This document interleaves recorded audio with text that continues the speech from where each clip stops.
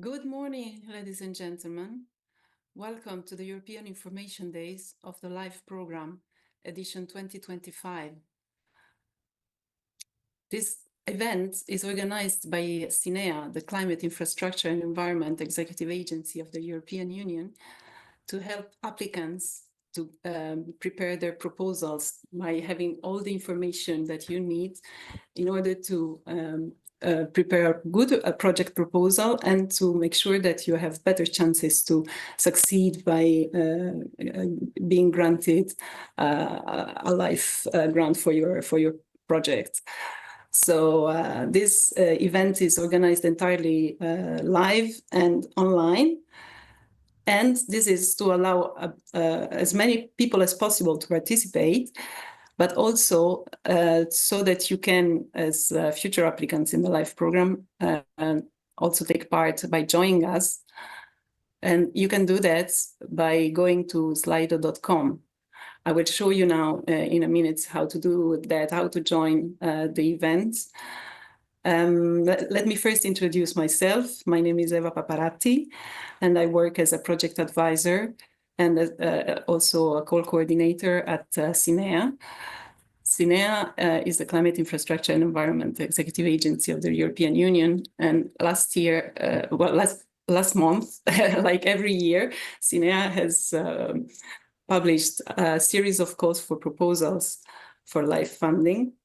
And you can find all the calls for proposals in the Funding and Tender Opportunities portal of the European Union.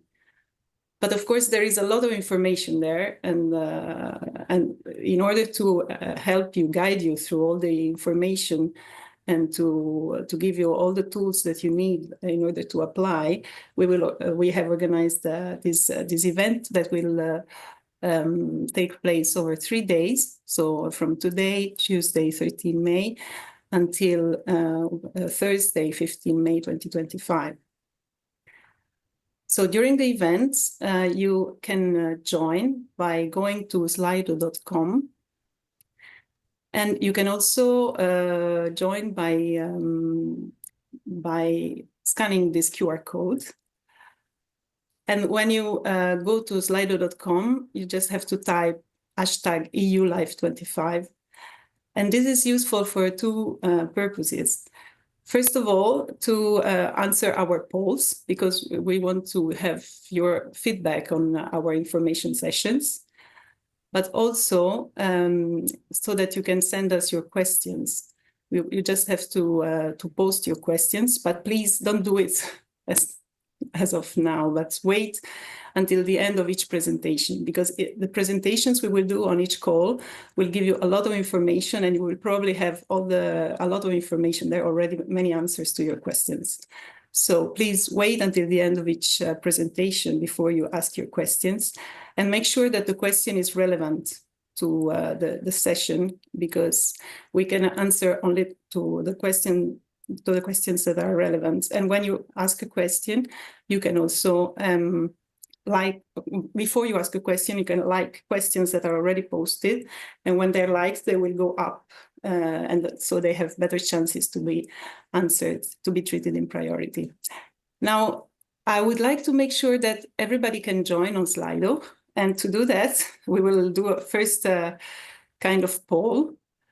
I would like to ask you this very simple question. Is this the first time you participate in a EU LIFE Info Day? You should see the question on your screen. So please take a few moments to reply. So also to make sure that you can connect with us through Slido. And we can already see some of the results. I will give you 10 more seconds. We can see that some people have already participated in EU LIFE Info Days.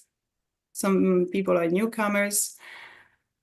So I suppose this event is useful for everybody, but especially for newcomers. Now, thank you for participating. It's important, especially to make sure that you can connect, and that you can also participate in the next polls and in the question and answer session. Now, I would like to quickly go through the agenda before I introduce the first speaker. So for in a nutshell, let's say the agenda of these 3 days, we start today with the general introduction. Today it's Tuesday, 13 May, and it's the plenary session, and it will take place only in the morning from 9 until 12. And we will introduce the different calls for proposals in a kind of overview mode. But there will be also a presentation dedicated only to the financial aspects of the calls. And after this, we will have 1 whole hour for questions and answers. Then the afternoon will be dedicated to networking among potential applicants and with national contact points. In fact, as potential applicants, we would advise you to look for other applicants to set up consortia, but you can also seek the advice from your national contact point, which are there to help both life beneficiaries, but also applicants. And so in order to set up these meetings, you can go to the platform where you register for this event. And you can just look for other potential applicants that are, well, you know, could be interested in your project. Then day 2, tomorrow, that's Wednesday, 14 May, we will dive more into the standard action projects. So we will present calls for proposals for projects on climate action, that is climate change mitigation and climate change adaptation. Then we will present calls for proposals for projects on circular economy and quality of life, calls for proposals for nature and biodiversity projects in the afternoon. And then there will be a final session on the application process and the evaluation. Then on day 3, that is Thursday, 15th of May, we will present you the calls for proposals on clean energy transition projects. Then we will give you a presentation on strategic projects calls. And then in the afternoon, the call for proposal on policy priorities and legislative priorities, and on the technical assistance and replication call. So without further ado, this is the agenda for today. As I told you already, there will be first an introduction and a speech by our head of department, Aneta Willems, that will be followed by the presentation on the calls for proposals 2025 and another presentation on the financial aspects of the calls. So without further ado, Aneta Willems is our head of department D, which is the department for natural resources, climate, sustainable blue economy, and clean energy transition. And I would ask you, Aneta, to join us and to give us a welcome address for our future applicants. Hello, Aneta. Thank you very much, Eva, for my introduction. Welcome, everybody, to those information days on LIFE program. I have a pleasure of heading the CINEA's department in charge of LIFE program. And I'm pleased to welcome you today. CINEA is one of the 6 executive agencies of the European Union, and it manages 7 funding programs with a delegated budget of more than 65 billion euro for this financing period of 2021-2027. And if you are interested in other funding opportunities besides LIFE program, CINEA manages also the Innovation Fund for decarbonization of our economy, the research and innovation projects in transport and energy under Horizon Europe, or big infrastructure projects in areas of connectivity of European transport and energy networks under the Connecting Europe facility. We also have renewable energy financing mechanism, just transition mechanism, and of course also in our department, the European Maritime Fisheries and Aquaculture Fund. I will not go today in the details of these programs, but I invite you to visit the CINEA website, where you can find all the information about our programs, projects, and next calls. And the mission of our agency is high-quality program management, and you will discover plenty of important information about various aspects of LIFE program from my colleagues today, between today and Thursday, like Eva introduced the program. And this information is there to help you in the application process. And with the overarching objective to contribute to a sustainable, climate neutral, resource and energy efficient economy across all sectors, supporting ecosystems and reversing the loss of biodiversity and protecting the health of EU citizens from pollution. The LIFE program is also a very important instrument to deliver on the ambitions of the European Green Deal. And moreover, it's a unique program in the sense of its dedication to the nature, environment, and climate objectives. And CINEA proactively invests in natural capital, green research, and innovation, but it also fosters synergies among different funding programs. And this is to ensure very optimal use and achieving the highest impact for greener Europe. Our department is particularly very well positioned to build bridges between different programs, covering a great variety of topics such as natural resources, climate, sustainable blue economy, and clean energy. In 2025, 600 million are available for projects under LIFE program. And this year, we will also celebrate the LIFE's 33rd anniversary and Natura 2000 Day on 21st of May. And LIFE has already funded more than 6,000 projects in the past years. And in April, we welcomed 5 new green strategic projects for in the LIFE family in Denmark, Poland, Estonia, Slovenia, and Iceland. And if you are interested to know which funding opportunities are currently open for you, please visit the calls for proposals page on CINEA's website or the funding and tenders portal website of the European Commission, where you will get the full overview of all ongoing calls for proposals across all programs, including, of course, the 2025 LIFE calls. So finally, let me thank you for your attention, and I wish you all a very interesting and productive info days, and good luck with the preparation of your proposals. Eva, back to you. Thank you. Thank you so much, Aneta, for introducing us to CINEA and to the different programs. In fact, it's important to note that LIFE is not the only program we have at CINEA. In fact, it is very important for achieving the objectives of the Green Deal, but it's not the only one.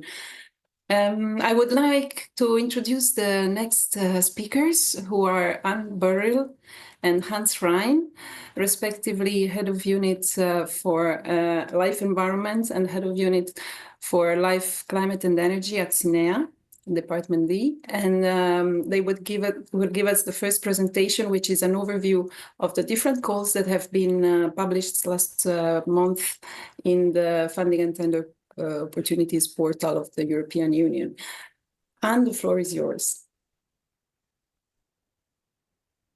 Yes, good morning. I don't see my own image. I hope you see me. I think we can see you. We do. Okay, very good. So thank you. I'm very pleased to be with you today, together with my colleague Hans Rhein. As Eva has explained, the two of us run the 2 units in CINEA that have the honor of implementing the LIFE program. Our objective now is to give you an overview of the calls for proposal. Of course, over the next couple of days, you're going to get all of the details. So what we're going to tell you is really just the tip of the iceberg, but I think it's useful to have a good overview of the program and the call before we get into the details. Hans. Thanks, Anne. Also a very, very warm welcome from my side. My name is Hans Rhein. I'm the head of unit of the other LIFE unit, responsible specifically for the energy and climate action part of the LIFE program. it's great to have seen that so many applicants and interested parties have registered for this info day. I think we have new records with over 2,600 registered participants as of yesterday, so that's a great turnout.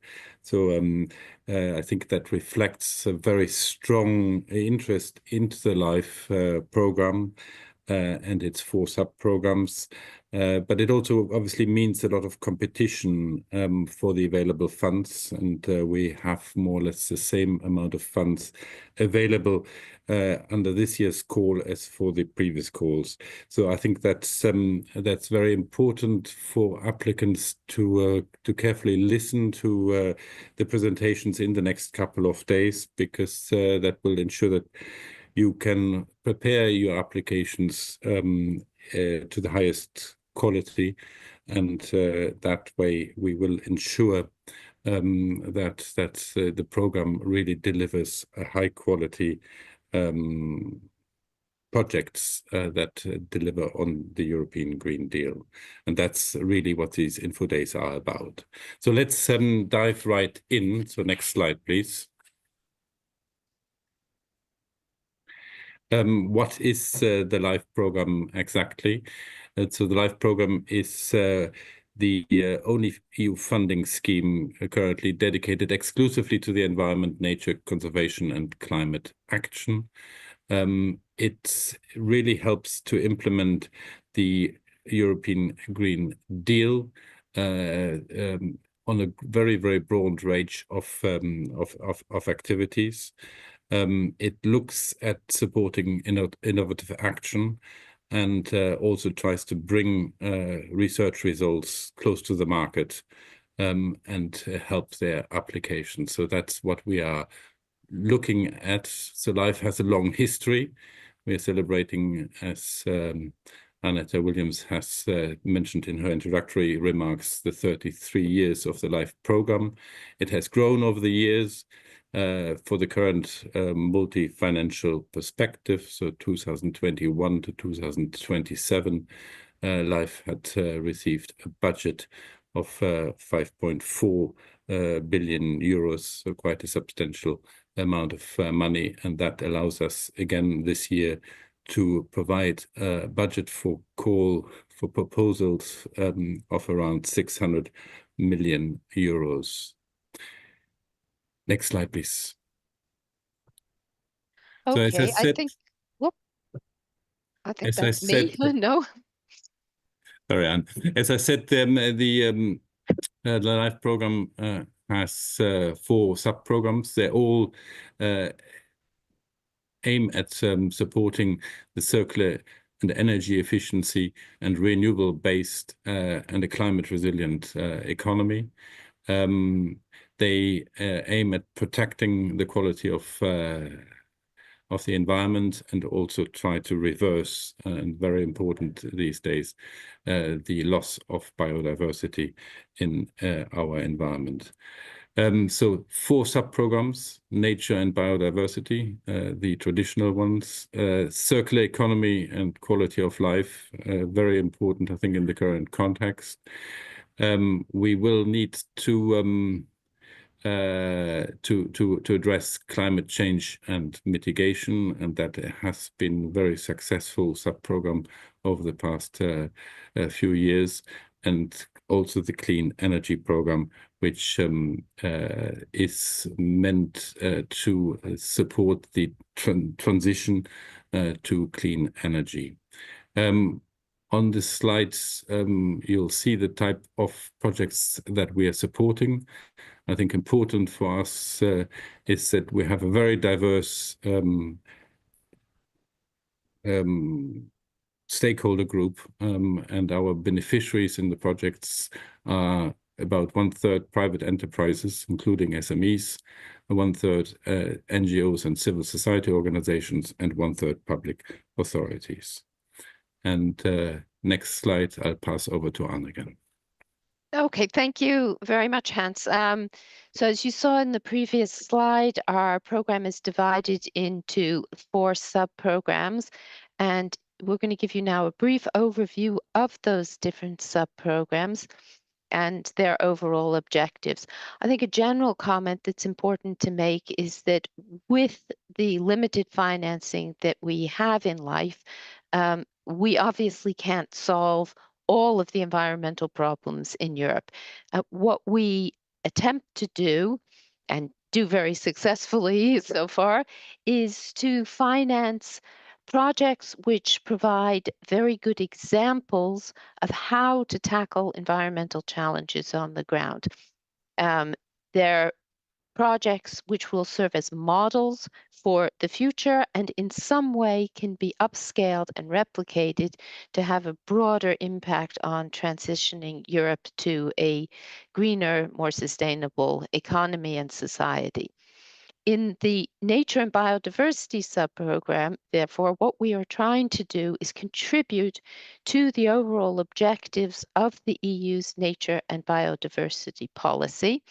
I would underline that all LIFE projects are strictly linked to EU policy objectives and legislation, or for those countries that are associated to the program, but outside of the EU, actions which move towards the same objectives as our legislation, even if it's not in force.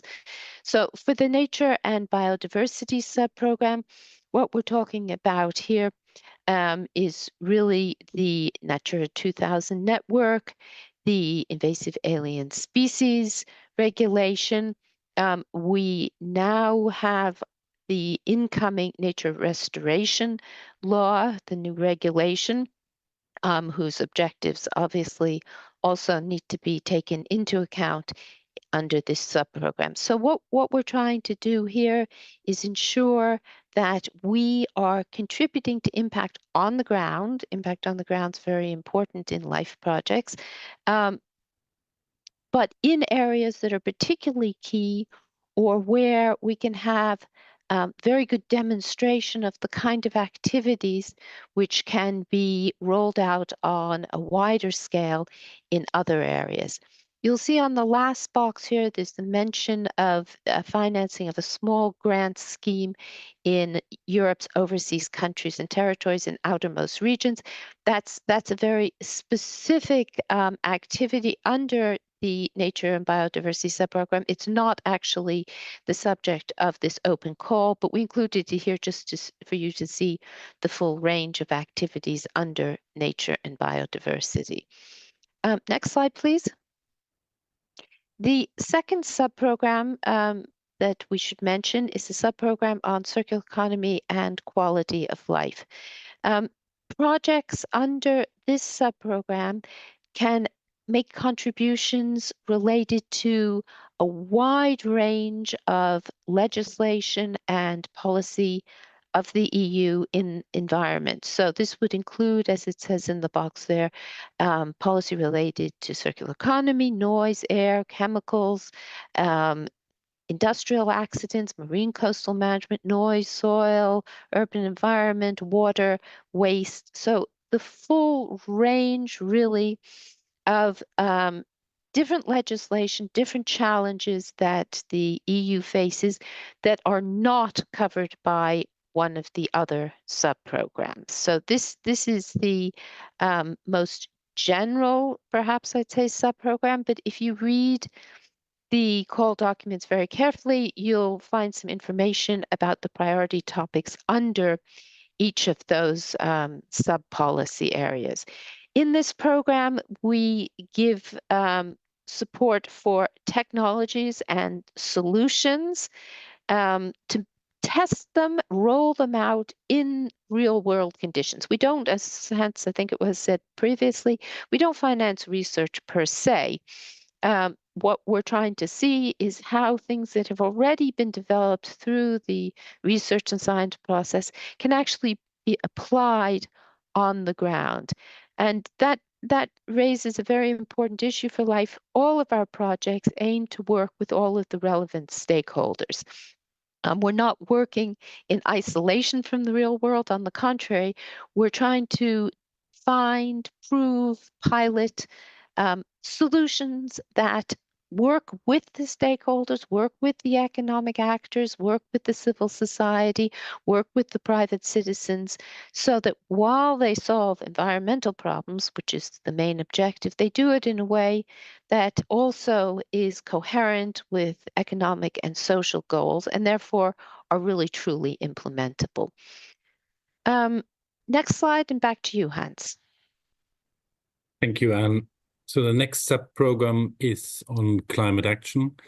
And specifically there we have two sub-programs, one on climate mitigation and one on climate adaptation.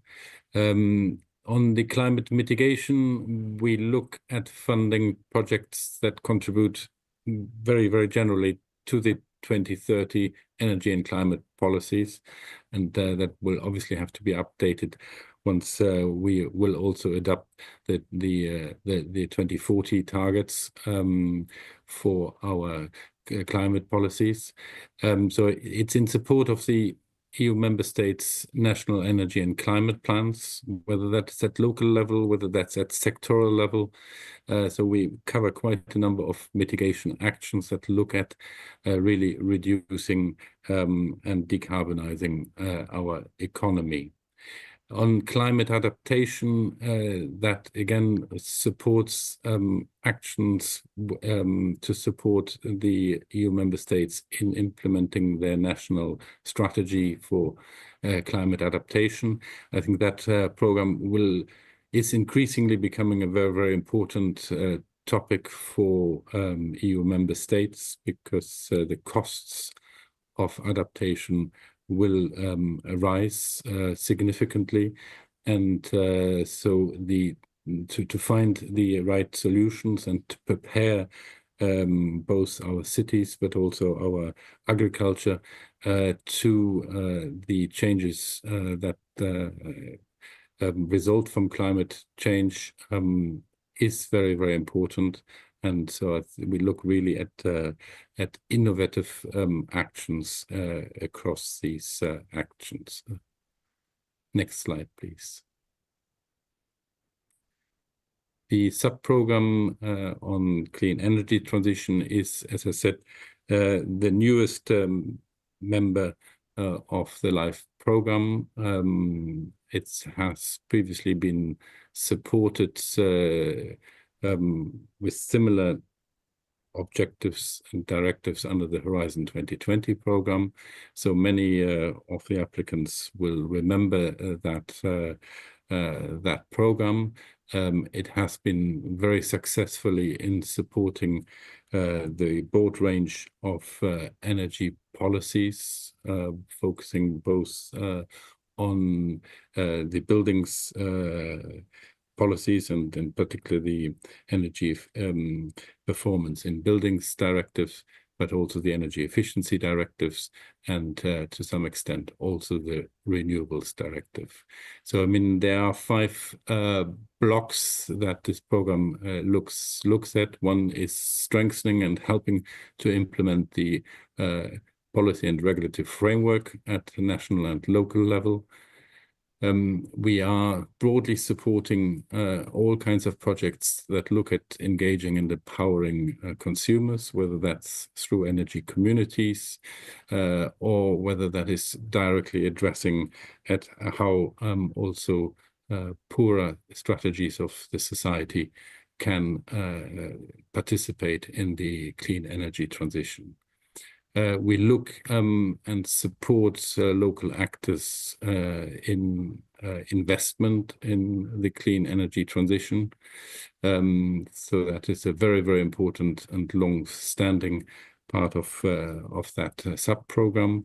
We have a whole block that looks also at attracting and finding new innovative ways of drawing private finance into the clean energy transition.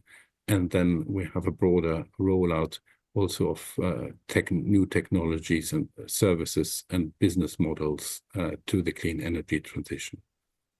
And as said, that sub-program in particular looks at really spreading best practices mobilizing investments, but also improving skills, educating and empowerment. What is important in this sub-program is that broadly most of the topics under this call will require that you have European wide cooperation and normally require that you have at least 3 member states represented in your consortia to support the rollout of the new models that you are proposing. Next slide, please.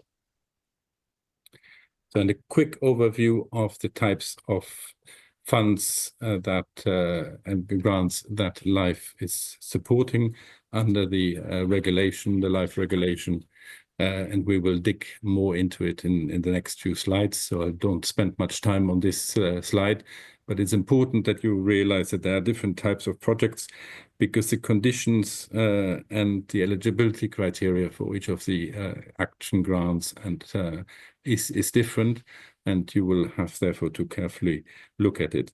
We have tried to harmonize, especially in this year's call, the submission deadlines. So most of the calls will end on the 23rd of September of this year, and most of them are in a one-stage evaluation process, except for the strategic projects that have a 2-stage evaluation process, and also have a particular call deadline. So please be aware of that. We have operating grants also for civil society organizations, but that will not be an open call this year, and therefore we will not present this call in this info day today. Back to you, Anne. Yes, thank you very much. Next slide, please. So what we're going to do now is speak a little bit more about the different calls which address those different types of projects which Hans has mentioned. Next slide, please. So I'm going to start with the standard action projects. These are what was originally known as traditional LIFE projects. These are the type of projects that we've financed over the several decades. They are projects on the ground that are aiming to either implement best practice or demonstrate some kind of innovative or demonstrative solution, always to a specific issue on the ground, where we'll have a very real impact, but at the same time, providing a solution which shows a potential for being replicated and upscaled in other parts of the EU, in other habitats, in other economic sectors. This type of call is being launched under 3 of the sub-programs: the Nature and Biodiversity sub-program, Circular Economy, Quality of Life sub-program, and under the Life Climate Action sub-program. So you'll hear a lot more detail about the specific content of the calls in the sessions tomorrow, where they'll dig into them. But in common for all of these calls, I can give you a bit of information. That is that these can be mono-beneficiary grants. They can be cooperation between a number of different partners. We're sometimes asked, how many partners should we put in a SAP project? Well, the answer is how many you need to effectively address whatever the problem is that you're trying to solve. So it can be one or it can be many. It can be applicants working in one country or in more than one country. If it's more than one country, it would be useful in your application to explain why that's an added value and how that actually contributes to the objectives that you've set out in the project. We also have a very broad range of applicants in these types of projects. On one of the very first slides, you saw that 1/3 of our applicants, 1/3 of our beneficiaries are public sector, 1/3 of our beneficiaries are private commercial actors, both large and small companies, and a third are civil society organizations or nonprofit. So there can also be a mix of different types of applicants in a project. But to recall, these are not research projects. These are projects that are solving a problem on the ground with techniques that have already been shown to be scientifically effective. As Hans mentioned, this, like most of our calls this year, is a one-stage application, which means when you submit the application, you will see that the form contains all of the questions and all of the information, which will be used to judge how good the project is or not. The total indicative budget you see on the screen, it's about 300 billion this year. Sorry, 300 million this year. 300 billion would be nice. And you see the opening and the closing dates. The calls are competitive, so you will find that not all good projects get financed. So it's very important to prepare your application the best that you can. Certainly, you can look for partners in the networking sessions also during this life info session. Next slide, please. The second type of projects, the second category of calls that we're launching are for strategic projects. Strategic projects are a bit different from the standard action projects in that they must tackle the implementation of one of a specific set of plans and strategies that are defined in the call. So some examples are the priority action framework plans under the Nature and Biodiversity subprogram.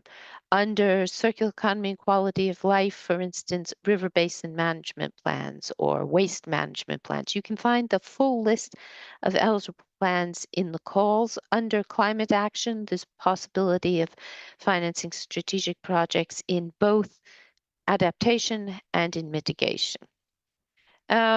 This call is very similar to the one that was launched last year, although there's a slightly different list of eligible plans, so you do need to consult the documentation, even if you've been a previous applicant here. These applications are normally submitted by the competent authority that is responsible for the target plan. In certain cases, perhaps the coordinating beneficiary could be another stakeholder, but always that competent authority needs to be a partner in the project, and as I said, preferably being the lead partner. These projects aim towards the ultimate full implementation of the target plan. Now, obviously, within our LIFE project, we're not going to be able to finance or realize the full implementation, but the key word here is catalyzing it. So these projects will undertake some specific action on the ground towards implementing the plan, but they will also work to set up mechanisms and governance situations and collaboration with the various different actors who are needed to implement the plan. And those constructions are things that should carry on after the end of the plan.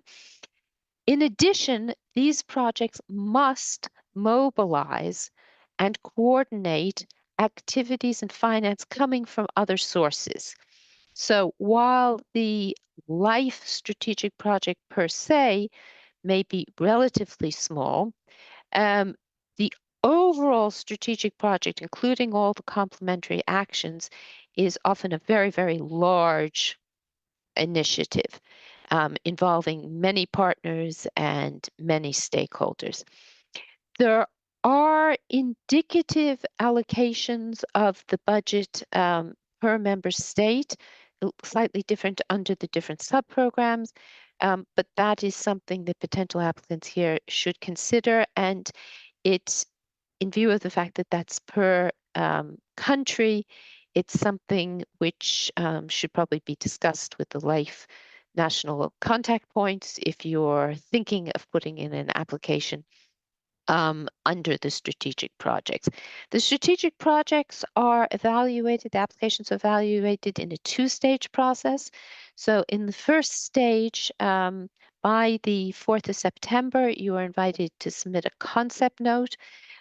That is judged on a pass or fail basis, looking at whether your proposal meets the basic requirements in terms of eligible plan, in terms of scope, in terms of potential complementary actions. If your proposal passes the concept note phase, then there will be an invitation to submit a full proposal, which as you can see, is only submitted in March of 2026. And that proposal will undergo an evaluation leading to both a pass-fail and a score, which will lead to a ranking of which proposals will be retained. Next, please. In addition to our standard action projects, our strategic projects, we have a number of technical assistance calls. The one I want to mention first is the technical assistance for replication. This is a call which is being launched under two of the subprograms, Nature and Biodiversity, sorry for the typo I see there, and the Circular Economy and Quality of Life subprogram. The purpose of this call is to finance activities to help with the replication and upscaling of previous successful projects. This is not about one-on-one replication. It's about providing technical assistance to overcome barriers to replication and upscaling. This is very important because in the past we've had questions about, we did a project in one place, can we do the same thing in another place and get support through the technical assistance replication? The answer is no. You have to aim towards overcoming some barrier to the large-scale replication and upscaling. In principle, you must be upscaling and replicating a successful life project. However, there's also the possibility of applying for technical assistance for replication of a life-like project, which has been financed from another EU program. But always it must have been a project that was aiming towards meeting the objectives of the LIFE program. As you can see, this is a one-stage application process with the call being open already and closing on the common date on the 23rd of September. Applicants here could be any type of entity. Normally, the beneficiaries of the project which is being targeted for replication and upscaling should be involved in the project as partners or possibly the main beneficiary. Because obviously if we're trying to upscale and replicate, it's very important to have an in-depth knowledge of what happened in the previous project. So back to you for some other types of calls, Hans. Thank you, Anne. Next slide, please. So we're coming now to the other actions, and in particular to the policy and legislative priorities projects, which we abbreviate as PLPs. These are projects that aim specifically at supporting a particular policy area in the implementation of that policy. This year, there are projects or topics open under the three sub-programs, Nature, Biodiversity, Circular Economy, and Quality of Life, as well as for the clean energy transition. And we have one cross-cutting topic that has been introduced and that looks in particular, in cross-cutting, I mean covering all sub-programs, and looks really at accelerating the green transition in urban spaces, and look at both energy, climate, and nature challenges in the urban areas.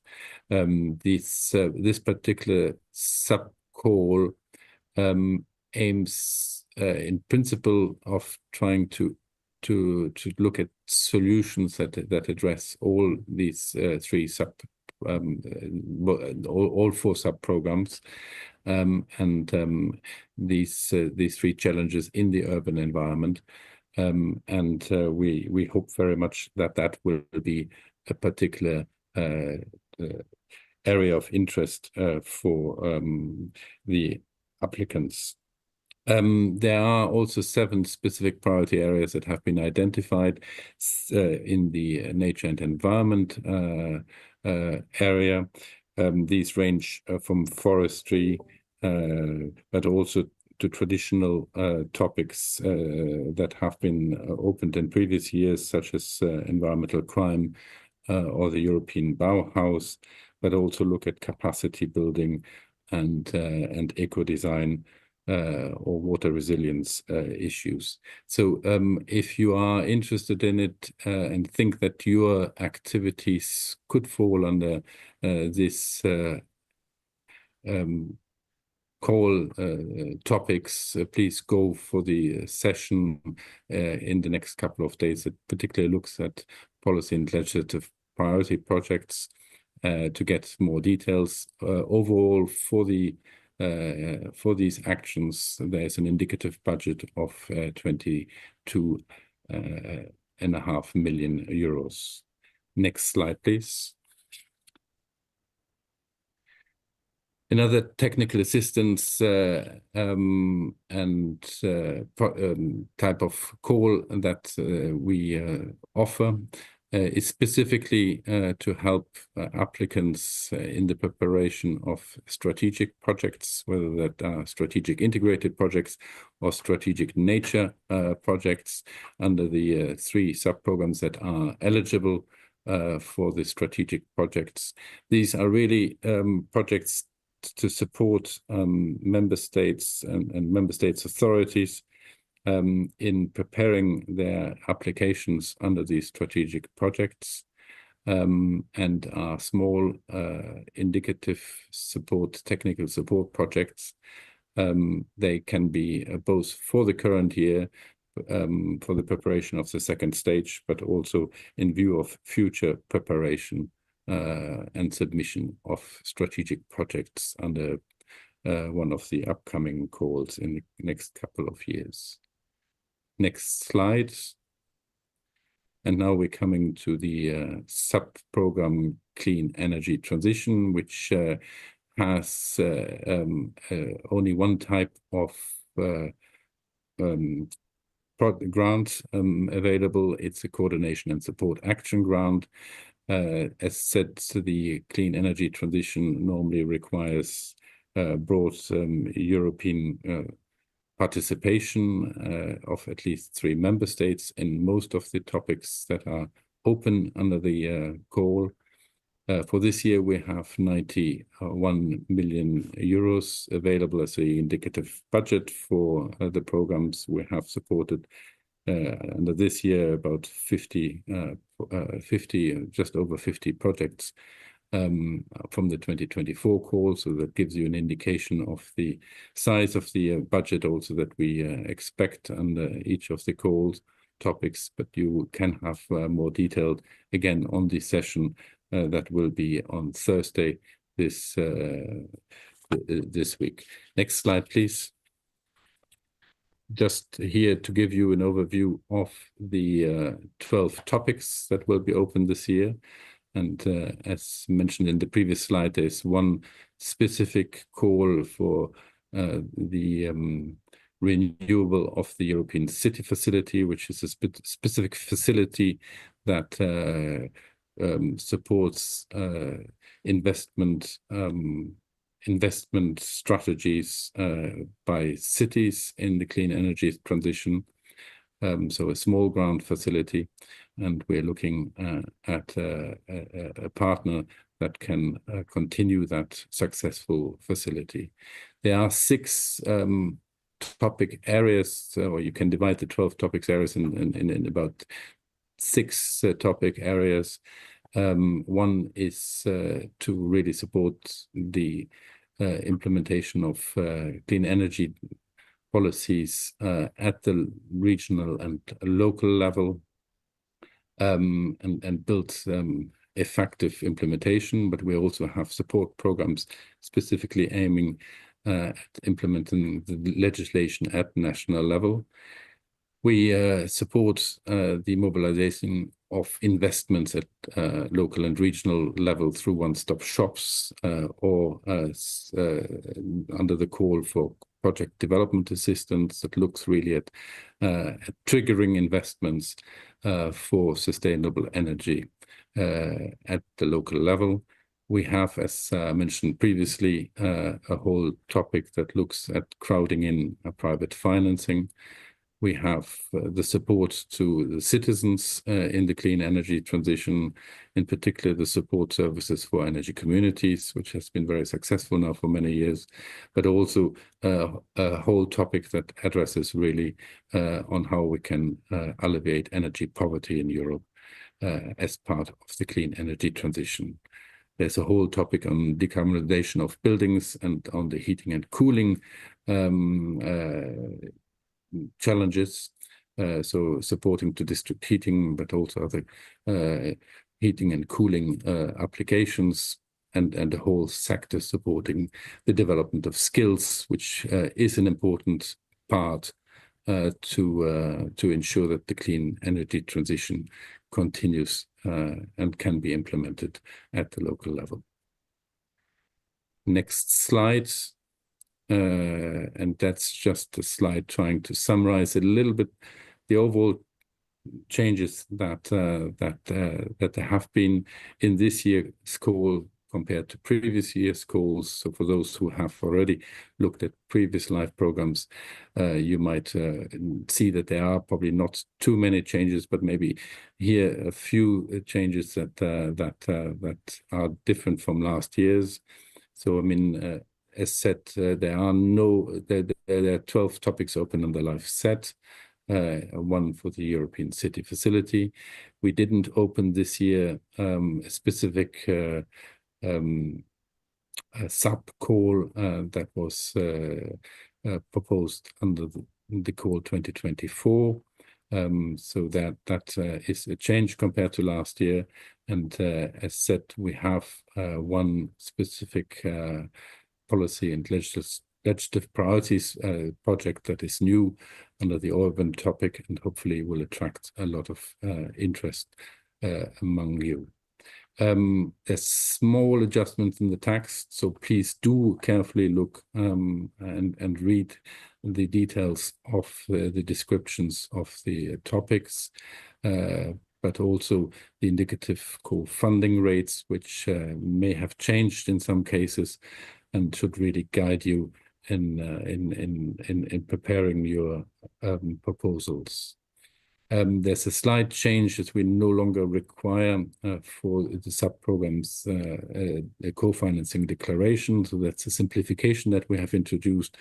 It was already not required in all the sub-programs, but it has now been abolished as a requirement also for the remaining sub-programs. And the last change is that there is now a new guidance that the Commission has adopted, specifically on activities related to the development and implementation and monitoring and enforcement of EU legislation, and that links to lobby activities as part of grant proposals from all partners. And Anne will give you some more details on that. Yes, thank you. Next slide, please. Yeah, we wanted just to highlight this new guidance because it is something different. It's not something that will probably have a large impact on most applicants, but it is important to be aware of it. I think it's important to put this in context. The LIFE program, the LIFE regulation, links very closely all LIFE projects to EU legislation and policy. And that is completely unchanged. The LIFE regulation says that LIFE should be contributing to the implementation and further development of EU environment and climate policy. So all of your projects will be judged on the basis of being very relevant to this legislation and policy. And certainly during the duration of the successful projects, we will be asking beneficiaries to provide feedback related to the legislation and the policies as part of their normal implementation activities. Our colleagues in the Commission services very much welcome feedback from the projects to help them see how the EU legislation policy actually plays out on the ground. However, over this past year, there was a growing concern about the appropriateness of financing certain very specific types of activities, particularly advocacy activities in the context of EU grants. So I would invite all applicants to read carefully at this guidance and just making sure that you are not explicitly inserting activities which are overly prescriptive or which have very specific detailed advocacy activities directed at the EU institutions. In case such activities are included, you will be required to either remove or modify them during the grant preparation process. So just please familiarize yourself with that guidance document. Next slide, please. So we've come to the end of our presentation. It's certainly covered a broad scope because the LIFE program does have a broad scope. I hope at this point you're not too confused, but if you are, don't worry. There are going to be many more presentations over the next couple of days that will help clarify everything. I do encourage you to read all of the call documents very carefully, in detail, and to consider consulting your national contact point. These are the people in your countries who can give you advice on developing your application. Of course, we in CINEA can clarify if there are elements of the calls that are unclear, but we can't comment on specific ideas you might have, particularly not for the competitive calls like the standard action projects and PLPs and the CAT projects. We are open to a little more consultation on the strategic projects, but only from the relevant competent authorities. Putting together an application is difficult. We're aware of that. It is a challenging activity. There's lots that you're asked for in the application, but that's because we have a high quality program. We want to be able to award the grants to really the best projects, and that's what you need to do in your application. Provide the correct information to show that you really meet the criteria, that you're really going to have an impact on the ground, that you are going to contribute to the further implementation and development of the EU environment and climate policy. So I wish you a lot of luck. I hope you learn a lot from these coming days. All of the presentations are recorded, so you can also go back and consult them later on if you need to. So thank you very much. Thank you for being with us, and good luck in your application. Thank you. Yes, thank you very much, Anne and Hans, for your very comprehensive presentation, so that now we have a full overview of all the calls that are available under the LIFE program. You can find them, of course, in the Funding and Tender Opportunities portal of the European Union, and we will find also much more information in the next days when we will present in detail all the calls that were just mentioned by Anne and Hans. But now I would like to pass the floor to Licinia Pereira, who is our financial manager at CINEA, who will give us a presentation on the financial aspects of the calls and the applications. Licinia, the floor is yours, but sorry, just before you start, I just wanted to remind our our audience, let's say, that we have a question and answer session at 11 a.m. So with all our speakers and even more colleagues. So please keep your questions for the question and answer session at 11 a.m. And don't start asking questions right now, because you will certainly find a lot of answers during the presentation. And just make sure that the questions are relevant, because you will have more sessions in the next days, and you can ask the questions when they are relevant, so that you find the right colleague to answer your question. So Licinia, please start your presentation on financial aspects of the calls for proposals. Thank you. Thank you, Eva. So good morning, everybody. It's a pleasure to be here with you today. We've heard the technical and policy aspects of the calls, and now this presentation is going to look into translating your project, your ideas for activities into a budget, into complying with the financial and legally necessary aspects of the calls. So I hope to be able to help you with this now. So we're going to go into different aspects of the calls, and it's really for you to think, okay, I have these ideas, I have this policy in mind, or this activities in mind. How do I translate this into a budget? Who am I going to invite to participate in my consortium, etc.? So good luck in forehand. Okay, next slide. So we start here with reference documents that you will find, of course, in the portal. Very important, the first thing that you should really do is go into the call text of the program that you want to apply. There you will really see what are the conditions, what are the costs, the category of activities that you can do in your project or not, if they're eligible or not. Next link is the model grant agreement. So this is the grant agreement that you will be signing with us. Here you find all the articles, all the things that you need to know for implementing your project. The next one is also very important. It's our Bible, to be honest. It's the annotated grant agreement. And as the title says, it's basically the grant agreement, but with comments, with interpretations, with examples.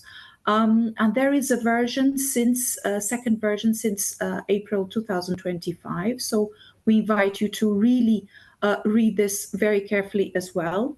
Next one is something that you will be familiar with if your project will be selected. And basically, this is the legal entity validation and financial capacity assessment link. So here you have all the information on that.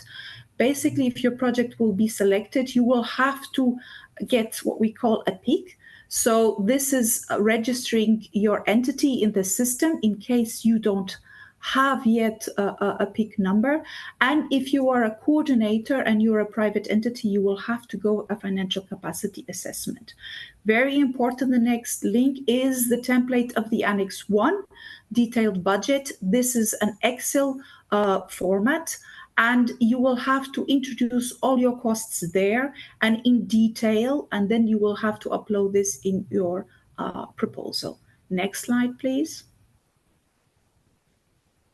So here we start with the participants in the project. Who is going to be in your consortium, or are you going to be a mono beneficiary project? That's also possible. So you have the coordinator. The coordinator is really the central contact point and represents the consortium towards us, the granting authority. They sign the grant agreement, and they have, of course, certain obligations. First, monitor the action that is implemented well, act as an intermediate between the participants, the rest of the participants, and us for all communications. Once a payment is done to the coordinator by us, then the coordinator needs to transfer this to the other beneficiaries without any unjustified delay. And there are certain tasks from the coordinator which cannot be delegated or subcontracted. there are some exceptions for public bodies if they are entities with the authorization to administer. And of course, if you are a private coordinator, you will have to go a financial capacity assessment. Then the rest of the beneficiaries, they also sign the grant agreement through the accession form. They are fully responsible as well towards us, the granting authority, to implement the action and comply with all its obligations, jointly responsible for the technical implementation of the project, and of course also towards the coordinator to deliver in good time financial statements, technical reports, and any deliverables, inform us, the granting authority, and the rest of the beneficiaries of any events that might affect or delay the project, and of course submit via the portal information related to the participation of their affiliated entities, if any. Next slide, please. So what are affiliated entities? They also participate in the project. They have similar conditions as the beneficiaries. So they do work, they declare the costs through their own financial statement. If applicable, they will also submit the certificate on financial statement, sorry for the abbreviation, contribute to the technical report and submit deliverables. However, they do not sign the grant agreement. They are mentioned in the grant agreement, in the description of the project, also in the budget, the Annex 1 and 2, but they are linked to a certain beneficiary, either because they have a legal or capital link. This link, however, cannot be limited to the project and cannot be established just for the purpose of implementing this project. And the beneficiary to this, that this affiliated entity is linked to, remains responsible for this affiliated entity. Then we have another type of participant that you might also consider for your consortium, which is associated partners. This is new. So for the Life Legacy, Life 1420, this did not exist. So what are associated partners? So they will implement certain actions. They will be described in the description of the action, the Annex 1. However, they cannot charge any costs nor claim any contribution. So they will participate at their own costs. So the other beneficiaries cannot pay the costs for these associated partners. So they are not signing the grant agreement, but they will be identified in the grant agreement, including in the budget, however, indicating zero costs. And of course, they also have certain obligations of the grant agreement. I have not listed them all here, but for example, proper implementation, conflict of interest information, record keeping also of the costs incurred. So these associated partners are participating because they have an interest in being in the project. They want to, I don't know, develop their expertise on something. However, they are budget cost neutral. Next slide, please. Here we have participants in the projects that are not beneficiaries. We have three types mainly. Subcontractor, so these are the entities, the companies to which, for one reason or the other, you have decided to outsource a certain action task, either because you don't have the expertise or you think this is more cost effective. Normally, these subcontractors are only known after you have launched the tendering procedure. So at this stage, you do not know who your subcontractors are, but you can identify that you will want to subcontract this activity, for example. Subcontracting between beneficiaries or affiliated entities is, however, not allowed. There are very certain specific exceptions, so normally it is not possible.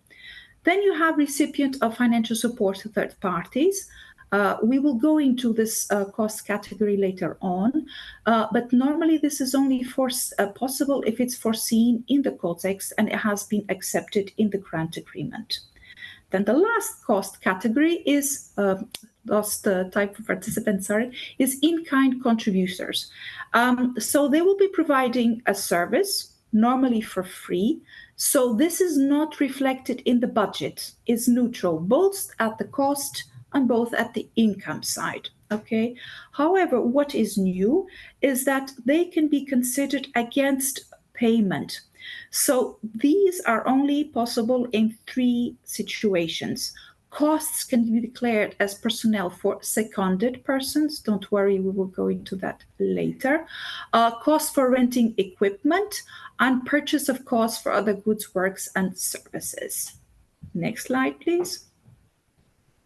Here is just an overview of what of the different type of participants that we have just seen, and you can see here, for example, can the beneficiaries work on action tasks? Then you will see mostly yes.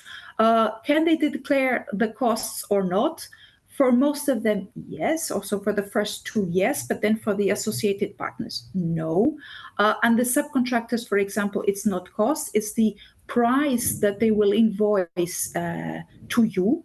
For example, if you look into the next column, must they be indicated in the Annex 1? All of them must be known and indicated in the Annex 1. And then you also have the conditions for their participation, and also the article where you can find further information in the model grant agreement. Next slide, please. So how do you establish your project budget when you will have to think, okay, I have this idea, I have this proposal, how will this translate? First, you have the part A, which is a summarized budget table. And this you will have to fill in online. You will have to indicate, so who will do what? So who will be implementing a certain activity? So you will indicate this per beneficiary or affiliated entity. For the associated partner, as we have seen, this is without costs. And then you will have to also indicate in which cost category this will be carried out. The next part that you need to think about in translating your project into a budget is the Annex 1 detailed budget. And this is the link that I showed you at the beginning. It's an Excel file, and you will have to upload this. And here we will see later on what it looks like. You also have to go into each participant and each type of cost category. Here you really have to provide a further description, justification of the costs, and only not, I mean, you don't have to put an extensive justification, but enough for us to allow if this activity or if this cost is justified, necessary, and etc. with the other eligibility conditions that we will look into later. For the associated partners in this table, you will only have to indicate the staff effort, the person months. Some tips: be realistic. For example, for personnel costs, think of the inflation, well, not only for personnel costs, but think of the inflation, for example. Check also, of course, the applicability of the cost categories in the call document. Next slide, please. So here is what the part A looks like. You will see here, so each column goes into the beneficiary, the country, the role. So if it's a coordinator, if it's a beneficiary, it's an affiliated entity, etc. Then you have the personnel costs, the subcontracting, and all the other types of costs. Then you get to the total costs, and then the amount that you will request as contribution. Normally it's the co-funding rate, and also if you have any income or what will be your own resources. And normally the total cost should be equal to the total estimate project, so that the last column. Next slide, please. This is an extract of the Annex 1, the detailed budget. So here you will put the staff effort allocation per work package and also per participant.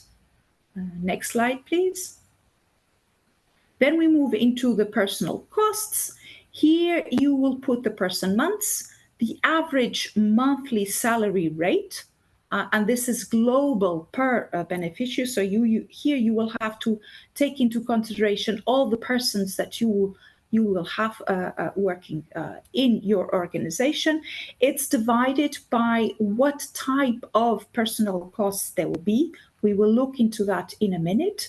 And then you will have a total of the personal costs per participant in your project. Next slide, please. Then you will go into the subcontracting, and here we will see later on how can you determine if it's subcontracting or not. And just an important reference here is if you go above 30%, so 30% of the total costs of your project, you will have to indicate a justification for such a high amount of subcontracting of your activities in the project. Then lastly is the other direct costs, and you will see here in the box at the end that it's also per participant and also per type of cost, travel and subsistence, equipment, etc., etc. You see that the justification column is at the right, and here don't put too much, don't put too little, just enough for us to understand what is the activity, how much it costs. Okay, next slide, please. So also continuing on how you can establish your project budget, of course, check the call document. What are the eligible and not eligible costs? We will look into that in a minute. All the amounts must be in euro, of course. And don't forget that in top of the direct costs, you will have a flat rate of 7%. However, the volunteer and land purchase costs are excluded from the direct costs. And if you have an operating grant already, these are not eligible unless you can demonstrate through your accounting system that the operating grant does not cover any costs of this project that you are going to apply. For the unit costs, both SME owner, natural person not receiving a salary, and the volunteer costs, you can get more information on the Annex 2A. We will also speak of that in a moment. Next slide, please. So how do we determine the maximum EU funding for your costs? So as my colleagues have already previously said, the co-funding, so the amount of funding that we will contribute to your project depends on the type of action that you will apply to. So normally for the standard action projects, the SAPs, this is normally 60%, with the exception of nature and biodiversity, it's 75% if it's exclusively dedicated to priority habitats and species. You will see that the 67% rate was eliminated, so now there is only this exception here. For the strategic projects, it is normally 60%. Technical assistance projects, TAPPs and TARs are 60%, and TA CAPs are 95%. For the set program, subprogram, it's 95%. For the PLPs, 90%. And for operating grants, NGOs, it's 70%. Next slide, please.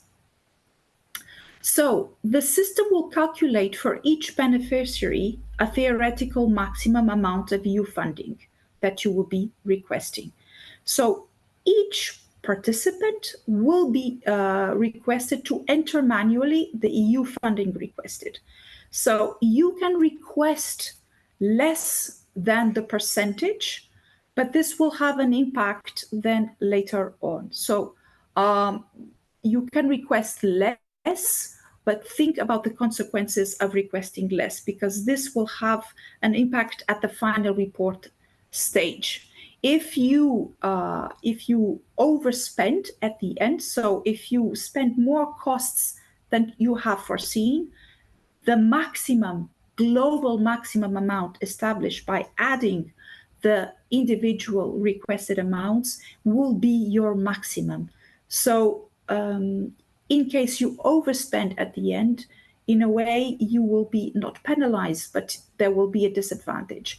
Whereas if everyone will request the co-funding rate stipulated in the call, this will not happen because you will all get that percentage. So think very carefully in your consortium what each beneficiary will request is our recommendation.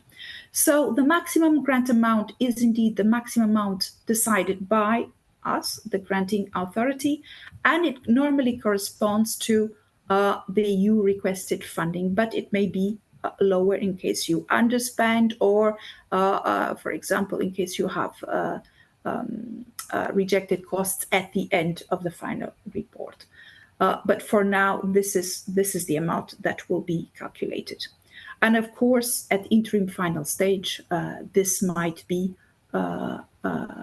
this will be taken as the maximum amount as stated in the grant agreement.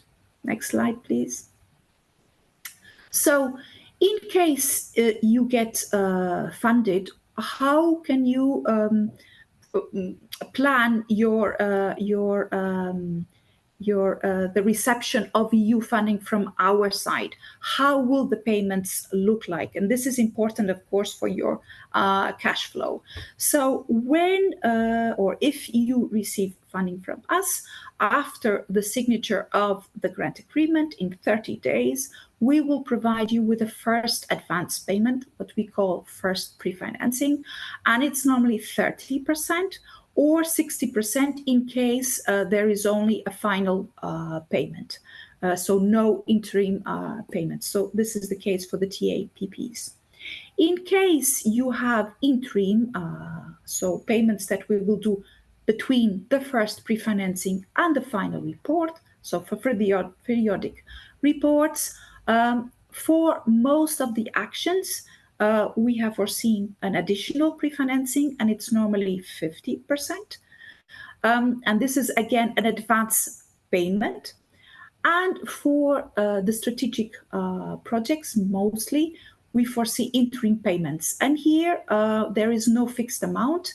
It will depend on the costs that you have incurred at that point. And we will apply the co-funding rate, normally 60%, to the costs that you will declare. And then at the end, the final report is the reimbursement of the costs already incurred. Next slide, please. So how can you think, okay, I want to do something, I want to do this or that, but is it eligible? Will it be reimbursed by the European Commission? You have the Article 6 of the Model Grant Agreement, and these are the basic eligibility criteria. And then for certain cost categories, there are other criteria, but these are the basic ones which apply to all the direct costs. First one, incurred by the beneficiary and affiliated entity. So if you have an affiliated entity, please don't forget to include it in the grant agreement. It needs to be incurred during the duration of the project. The duration of the project is set in Article 4, with certain exceptions, for example, the final reporting or the certificate on financial statements, the audits. And for this, you can see Article 21 on reporting. It needs to be foreseen in the grant agreement, so budgeted in one of the cost categories of the call. It needs to be directly connected to the action and necessary for its implementation, identifiable, verifiable in the accounts of the beneficiary. And for this, please check Article 20 on record keeping. Compliant with applicable national laws on taxes, labor, and social security, of course. And last but not least, reasonable, justified, and must comply with the principle of sound financial management. So this means that if we consider it reckless, not necessary, not reasonable, it can be considered not eligible, so not up for reimbursement from our side. Next slide, please. For unit costs and flat rates, there's also additional criteria. So it needs to be declared in the correct budget category. to costs to which the flat is applied, of course, need to be eligible, related to the period of the action, again, except for the final reporting.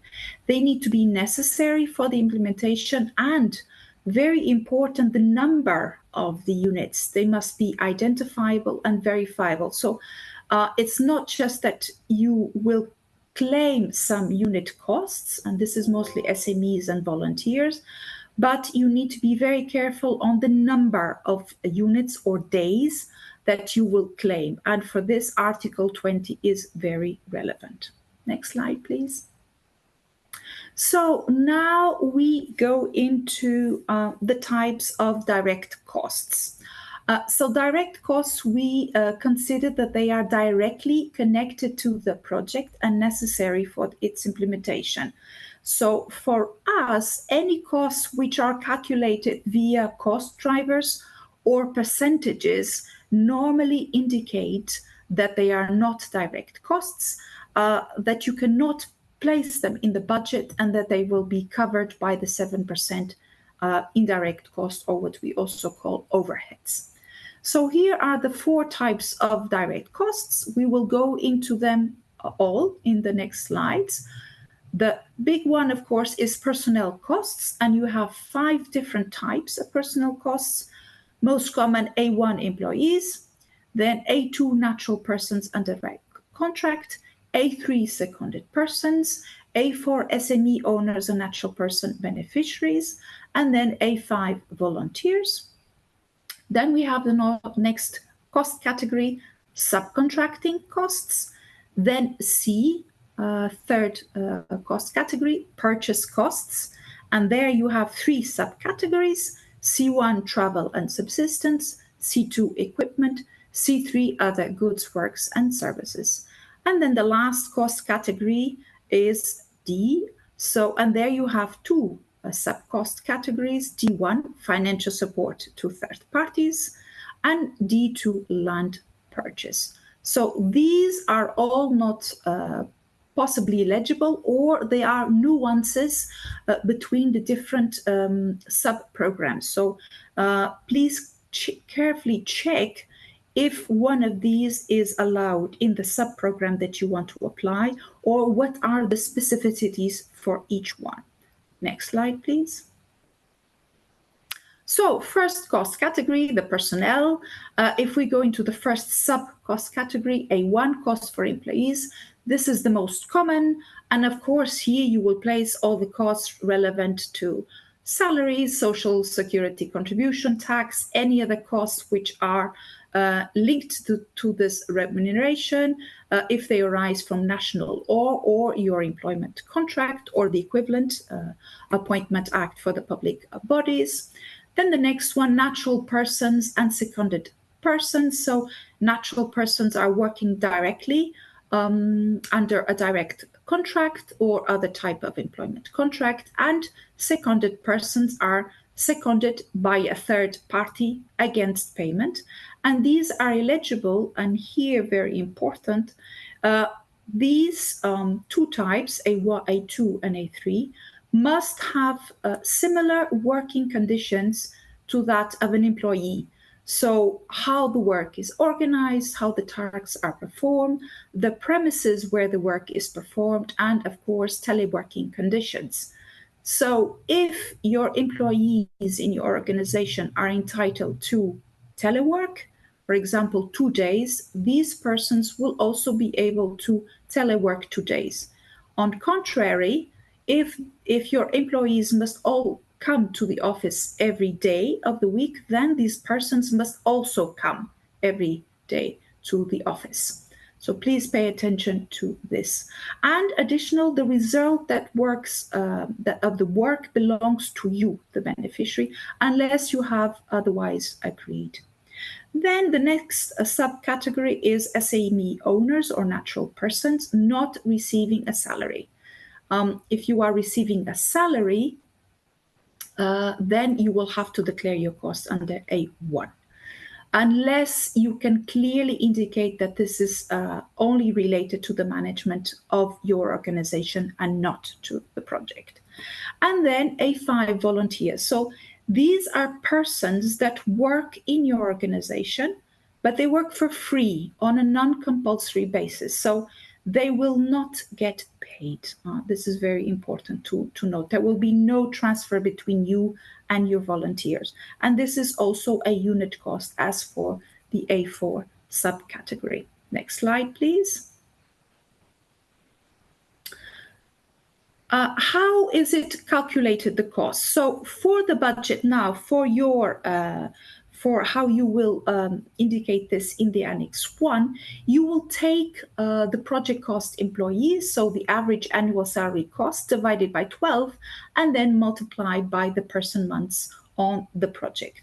However, if your project gets selected, then later on for the reporting, there is a new simplified method using maximum declarable days. These are 215, and they also take in consideration the working time factor, the daily rates, and there will be a single calculation per person per reporting period. If you already want to have an idea how this will be calculated, we strongly invite you to look at the annotated grant agreement from page 52 onwards. For the calculation of the A2, A3 personnel, that depends on the contract. And of course, it must be similar to those that are doing similar tasks in your organization. Next slide, please. For the SME owners and natural persons not receiving a salary, you will need to go into the Annex 2A, where there is this formula.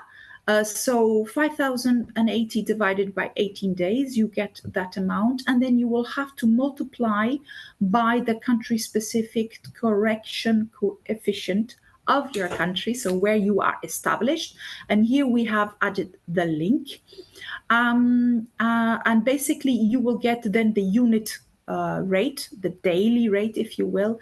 And then, of course, you will have to check how many days this person will work for the project. Please remember that you will have to provide supporting documents, or you will have to have them available. So please think carefully about determining the number of the days this person will be involved. Similarly, for the volunteers, there is a formula in the Annex 2A. So there is a fixed rate there per country. And there are certain conditions. So maximum 50% of the total project costs and contributions estimated in the proposal, and the maximum EU contribution cannot be higher than the total eligible costs without the volunteers. So for this, do an Excel file, put in the formula, and then you will see if you're okay or not. And at the reporting, so if your project is selected, you may not exceed the maximum amount of volunteers for each beneficiary. As for the SME owners, please think carefully how many days you will declare, because you might be requested to provide supporting documents to justify the number of days that you will declare. Next slide, please. We move on now to another cost category, namely subcontracting. So, of course, it has to fulfill the general eligibility criteria that we just saw, the famous Article 6, and some additional ones. If you consider subcontracting, it will have to be an action task, okay? And you will have to follow your usual purchasing practices. So you will need to ensure best value for money, or if appropriate, the lowest price, but not necessarily if you can justify ratio quality price, and ensure no conflict of interest. It may only cover a limited part of the action unless it's properly justified. And as you saw here in the Annex 1, we mentioned it's normally at 30%. And additionally, if you are a contracting authority or entity within the meaning of the EU directives on public procurement, you will also need to comply with the applicable national law on public procurement. Not allowed to subcontract is the coordination of the action and subcontracting between beneficiaries and affiliated entities. Next slide, please. Thank you. So we get a lot of questions, or there are a lot of doubts between, do I put the subcontracting in subcontracting or the C cost category, purchasing of other goods, works, and services? The main distinguishing criteria is that you are subcontracting an action task. So a main full task which is foreseen in the Annex 1 under a certain work program. So this is the main rule of thumb. Okay, we put here some differences as well. So for example, the price of the subcontracting will be declared as subcontracting cost, of course, whereas in purchases, and we give here some examples, you will also be paying, but it is not an action task. It's a part of a task. It's an activity which is necessary for the implementation of the project, but it's not a main task. Okay, and of course, some of the examples here, classical differences. An audit will be indicated in purchase cost.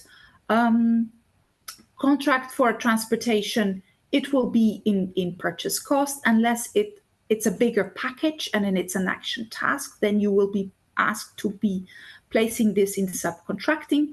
Also, normally, when you are hiring a company to do to rent rooms, catering, normally this is a purchase cost, unless you are hiring the whole organization and it's a huge event. I mean, it's one of the main action of your project, then you will be placing it in subcontracting. Normally, hiring of specific either IPR, legal experts, ITs, so you're just hiring the expertise. Normally, this will be indicated in the purchase costs. However, other more specifically technical or policy-oriented audits, for example, energy, if it's also an action task, then you'll be indicating it in subcontracting. In case of doubt, please indicate the costs in subcontracting. Next slide, please. So, purchase of costs, and here I would start by signaling that here, as in for the subcontracting part, the procurement and tendering obligations also apply. Sometimes our beneficiaries forget this, but if you are purchasing a service under this category, you will also need to comply with your usual procurement obligations. Okay. The first one, the first subcost category that we have is travel and subsistence. So here you will include all the travel, accommodation, and subsistence of all your personnel, but also non-personnel. For example, if you are inviting somebody for a conference, the only exception is if you are hiring a company to deal with all this and you get invoiced separately, then you can place this invoice in the C3 category, purchase of other goods, works, and services. And for this, you need to follow your usual practices. For the next cost category, equipment, also infrastructure or other assets, you will need to check your call document because there are differences depending on the subprogram that you will apply to.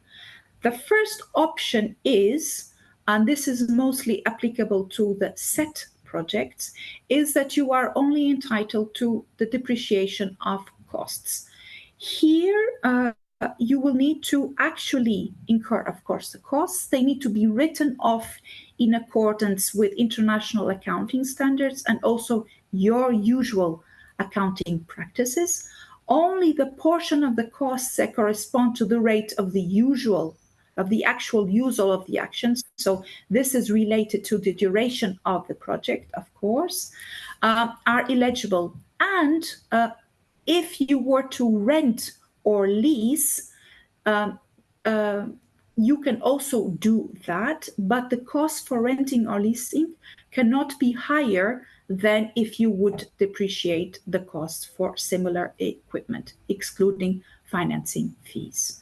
Next slide, please. So the next option that we have, and this is applicable for most of the sub-programs, is that you can either depreciate, but then you need to give us a list of the equipment that will be depreciated. And this list of equipment will be indicated in your grant agreement, or you will comply with the full cost.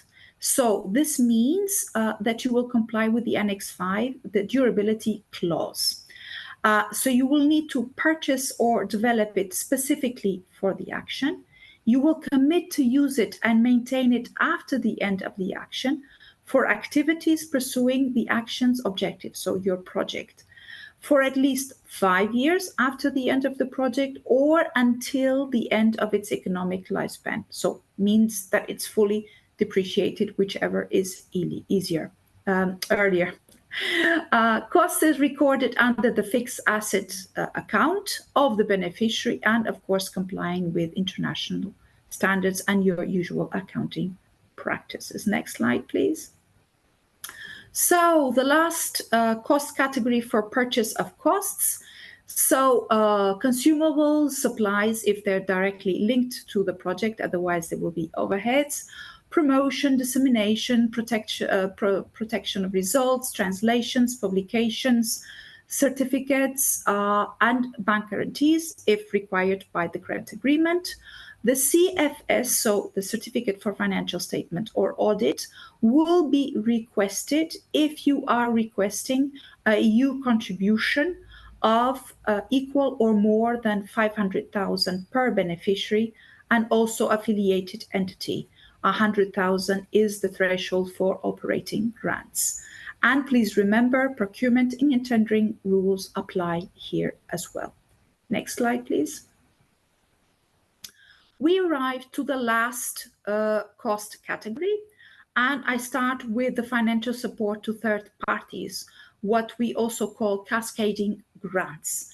So this can come in form of grants or prizes, and this is eligible if foreseen in the call and respecting the maximum amount per project or third party, the general eligibility conditions that we stated in Article 6, calculated on costs actually incurred, so real costs, not estimations, and the conditions need to be set already in the grant agreement in Annex 1, ensuring objective and transparent selection procedures. Next slide, please.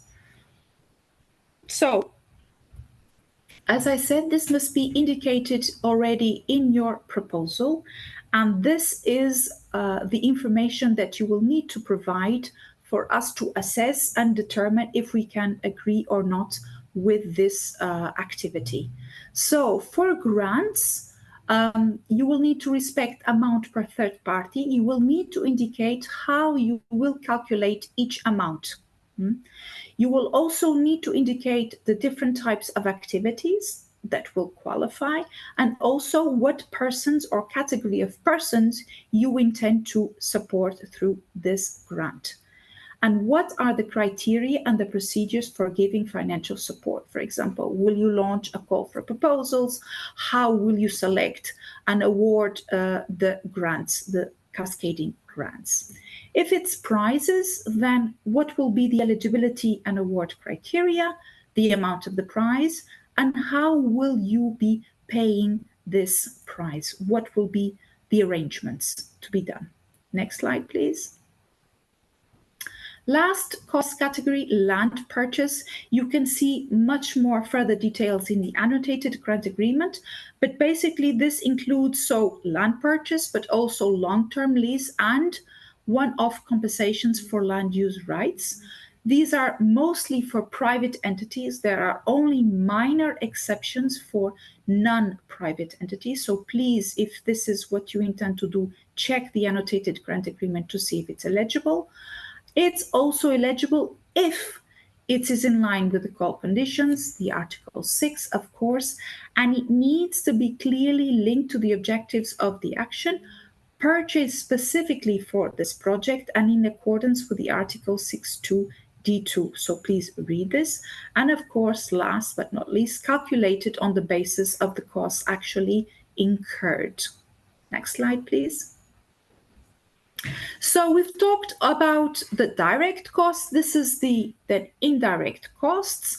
We've already said that it's a flat rate of 7%, and it's calculated on the total eligible direct costs, except the volunteers and the land purchase. And please be careful if you have an operating grant. Next slide, please. I'm moving a little bit quicker because I'm told that I need to speed up. So we've talked about what can we consider as eligible, and here are some examples of not eligible costs. You will see here dividends, debts, deductible or refundable VAT, in-kind contributions and others, excessive or reckless expenditure. Next slide, please. Also, of course, and the first point is connected to double funding. Of course, you cannot declare these costs under other EU grants. So we cannot finance a cost under two programs up to a full amount of the cost. So we cannot fund 100%. It can only be up to, for example, 60% of the costs that you will declare.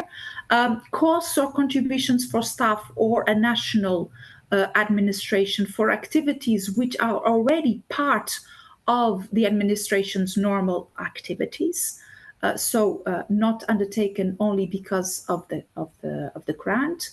Costs or contributions, especially travel or subsistence, for staff or representative of EU institutions, bodies, of agencies. This is us. And then also, last but not least, any costs which are specifically declared ineligible in your call. Next slide, please. So this is my last slide. And here are already some examples of errors that we have seen in previous applications. First one, sometimes we see that the average monthly rates that you will declare in Annex 1 are higher than we normally observe at national level. And then we will contact you if your proposal gets selected to ask for a justification. The SME owners not receiving a salary are indicated in the A1 category instead of A4. Sometimes the beneficiary or the affiliated entity reaches the threshold for the audit, but no cost is indicated in the Annex 1. Another common error is the subcontracting, which is indicated, for example, in subcontracting, but it's not an action task, and therefore it should be indicated in the purchase costs category. For equipment which is going to be depreciated or at full cost, this is not indicated in the Annex 1, so we do not know what you will be doing with the equipment. So you need to indicate this in Annex 1. Am I declaring the full cost, or will this be depreciated? For financial support to third parties, if this is allowed in your call, the full criteria is not explained or is not in one single section of the proposal. So we are cross-checking where are the replies to all the criteria. And in the Annex 1, we see, for example, a big cost for which there is no explanation. So we do not have the elements to assess if this cost is eligible or not. So I hope that these frequent errors will also help you a little bit, guide you on how much information or where to put the cost and what level of detail you will need to provide. Next slide.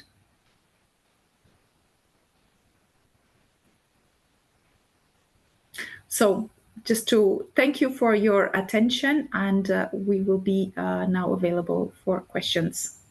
Thank you very to you, much, Eva.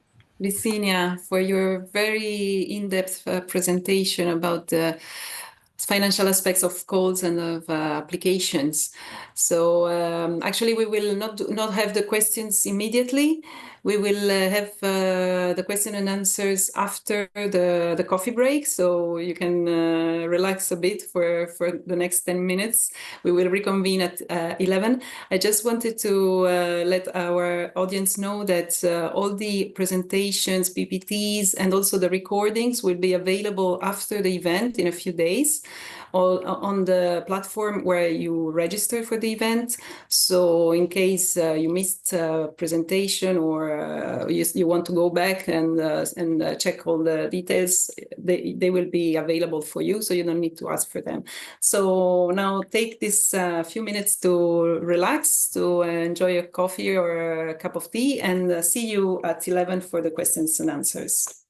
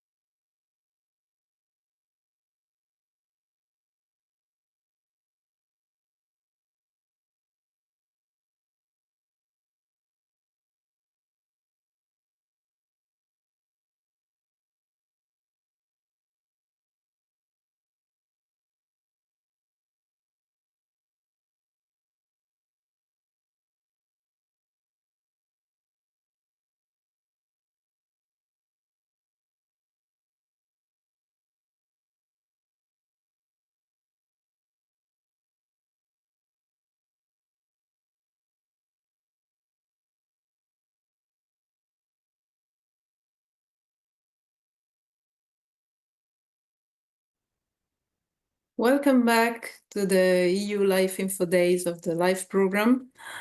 Now, after the first presentations this morning in the opening plenary session on the general and financial aspects of LIFE calls for proposals, we are here with more colleagues to answer your questions. So I see that colleagues are joining. Thank you in advance, and thank you also to the colleagues in the Slido back office who are taking the questions. Just a quick reminder first of the Slido rules. That's we want to make sure that we can answer a maximum of your questions.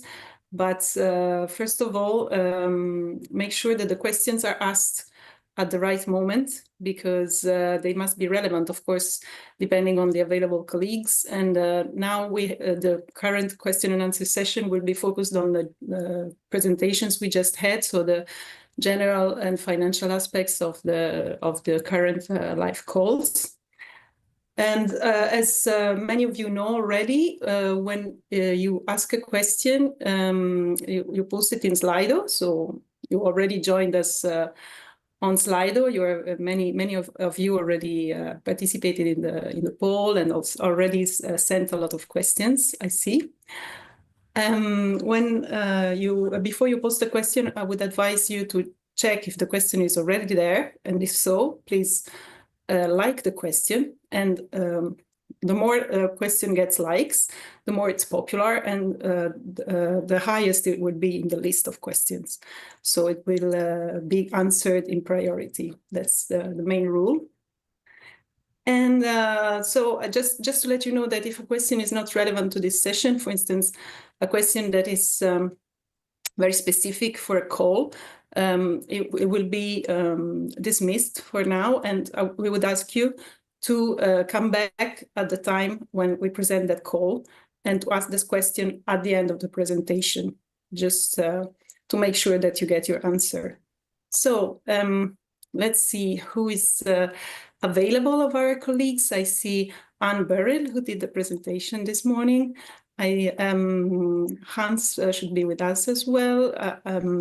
Agnieszka, also, who is the Deputy Head of Unit in the Life, Climate and Energy units as Hans. And then we have Fabio, Leone, Zoe Wildiers, several colleagues in charge of different calls. So we hope that we will be able to answer a maximum of questions.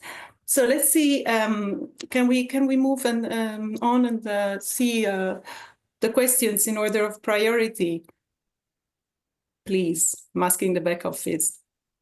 And in the meantime, of course, participants can keep on joining by scanning the QR code or by going to slido.com and typing #EULife25 so that you can post your questions.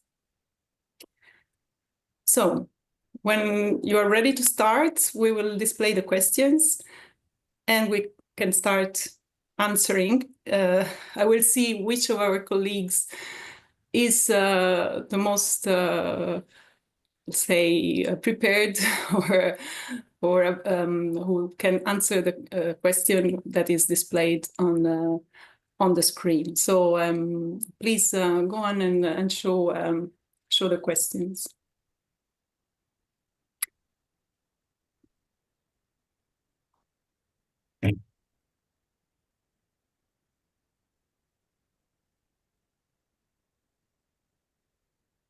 Okay, I don't know if we can display the questions actually on the screen. Otherwise, I will just read them. I mean, it's okay also to read them. So, there they are. Just a moment. Sorry, I'm trying to view this screen. I hope everybody can see the screen with the questions, because I see it's not maybe not displayed like the same for everybody.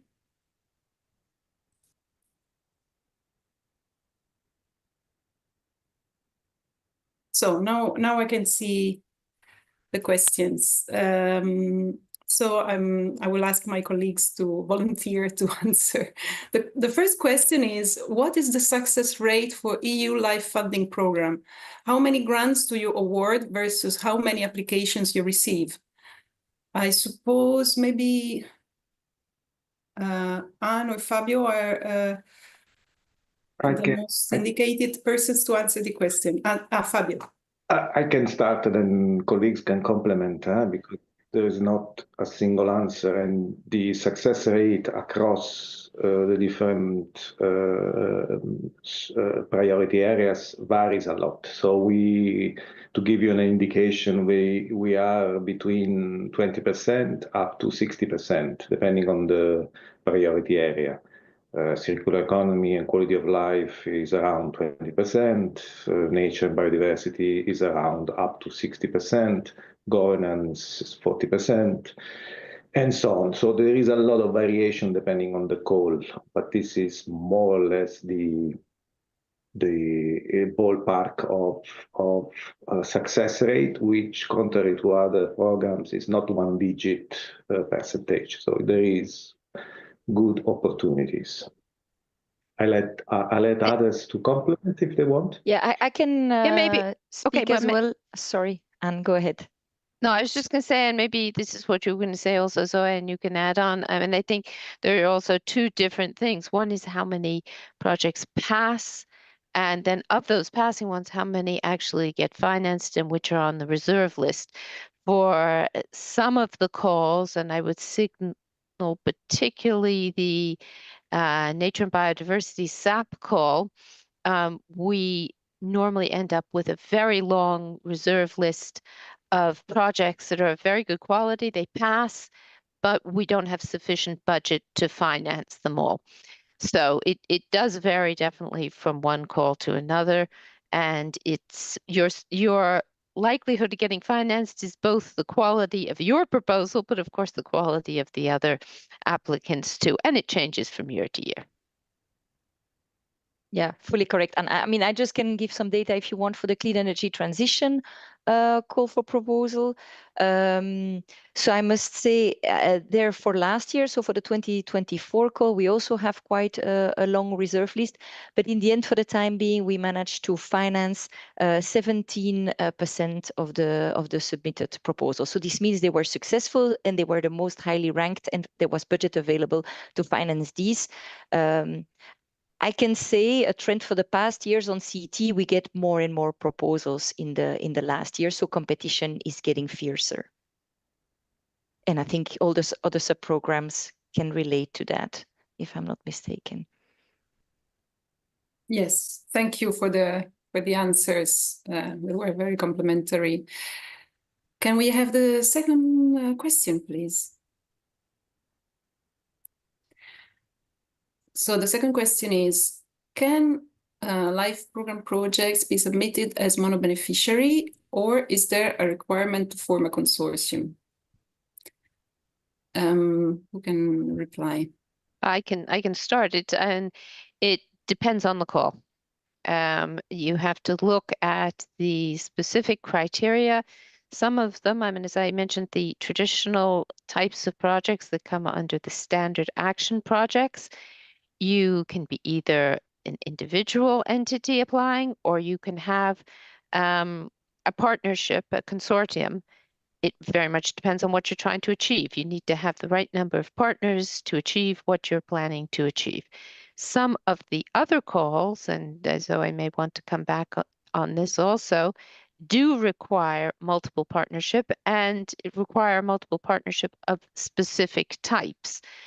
Strategic projects normally are submitted by the competent authority and should involve the key other actors involved in the targeted plan. So it'd be very strange to see a strategic project submitted only by one entity also. So it depends very much on the call. Yes, and I can just indeed echo what you say. Where to look for that information is really the call document. So there's a call document per open call. You will find all the specificities in there. I'm again going to speak for Life Clean Energy Transition. As Hans-Hein told you earlier in the morning, typically for clean energy transition, we're looking for larger consortia with minimum 3 organizations from 3 different eligible countries.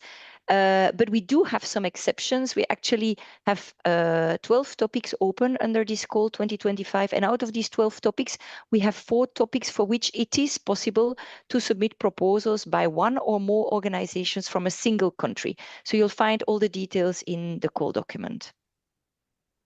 If I can add Yes, maybe, of course, if you want to complete, Agnieszka. Something on the overseas territories, because we are getting more and more interest also from this part of the globe. Just please, if you're applying from overseas territories, read exactly the text of the call, because some of the calls are open for overseas territories, some are not open. And it's also the technical assistant call. Not all of them are open. Some of them are very specific for the member states and the territory within the European Union on the continent. Thank you. Thank you. Can we see the next question, please?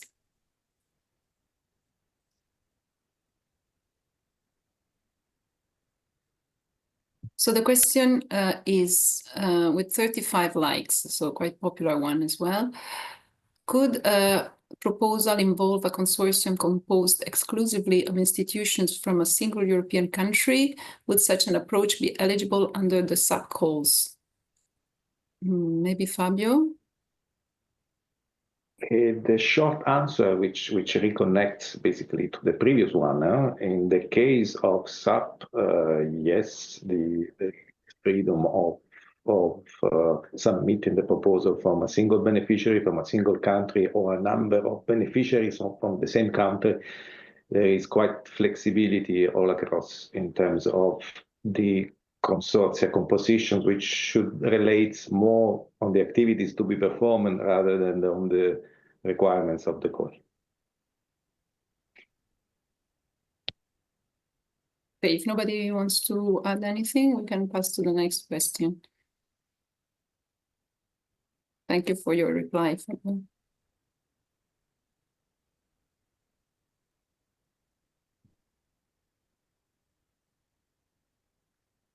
So the next question is, in the event that freelance professionals are involved, is it necessary to identify them in the application, or can we include a general provision under subcontracting costs? I can maybe take the question. Maybe Eva? Anne, who is head of sector finance in CINEA. Thank you, Anne. Yes, so effective, these freelance professionals can be hired as natural persons, then they can be put under the staff cost category, so the A2 category. This means that they are either natural persons or hired through their own company that is not employing any other staff. Otherwise, if they cannot fit there, then it's probably part of the purchase cost category for the services. Because subcontracting, this is only for outsourced action tasks that are fully outsourced to either it can be a freelance professional or another type of company, but this is very particular. So it's probably either under the A2 cost category or under the cost category for purchases. Thank you, Anne. And the next question, I can read it if it's not displayed. And there it is. Is the 60% funding, another question for you, Anne, allocated to each consortium partner, or is it a global allocation for the global project? It actually says question regarding project management. Well, in any case, the 60% funding or any other percentage funding that is related to the call, it is linked to the particular project, and it is also valid for each of the different participants, so for each of the beneficiaries, affiliated entities. It can never be more than 60% or the percentage mentioned in the call. This means that if one beneficiary would, for example, need to have a funding of 75% in order to be able to participate, then it can also be that other beneficiaries contribute to this, but then the maximum that can be requested is 60%, and then other beneficiaries that don't need the 60% can maybe award part of their contribution to this beneficiary, and then this should be handled in the consortium agreement.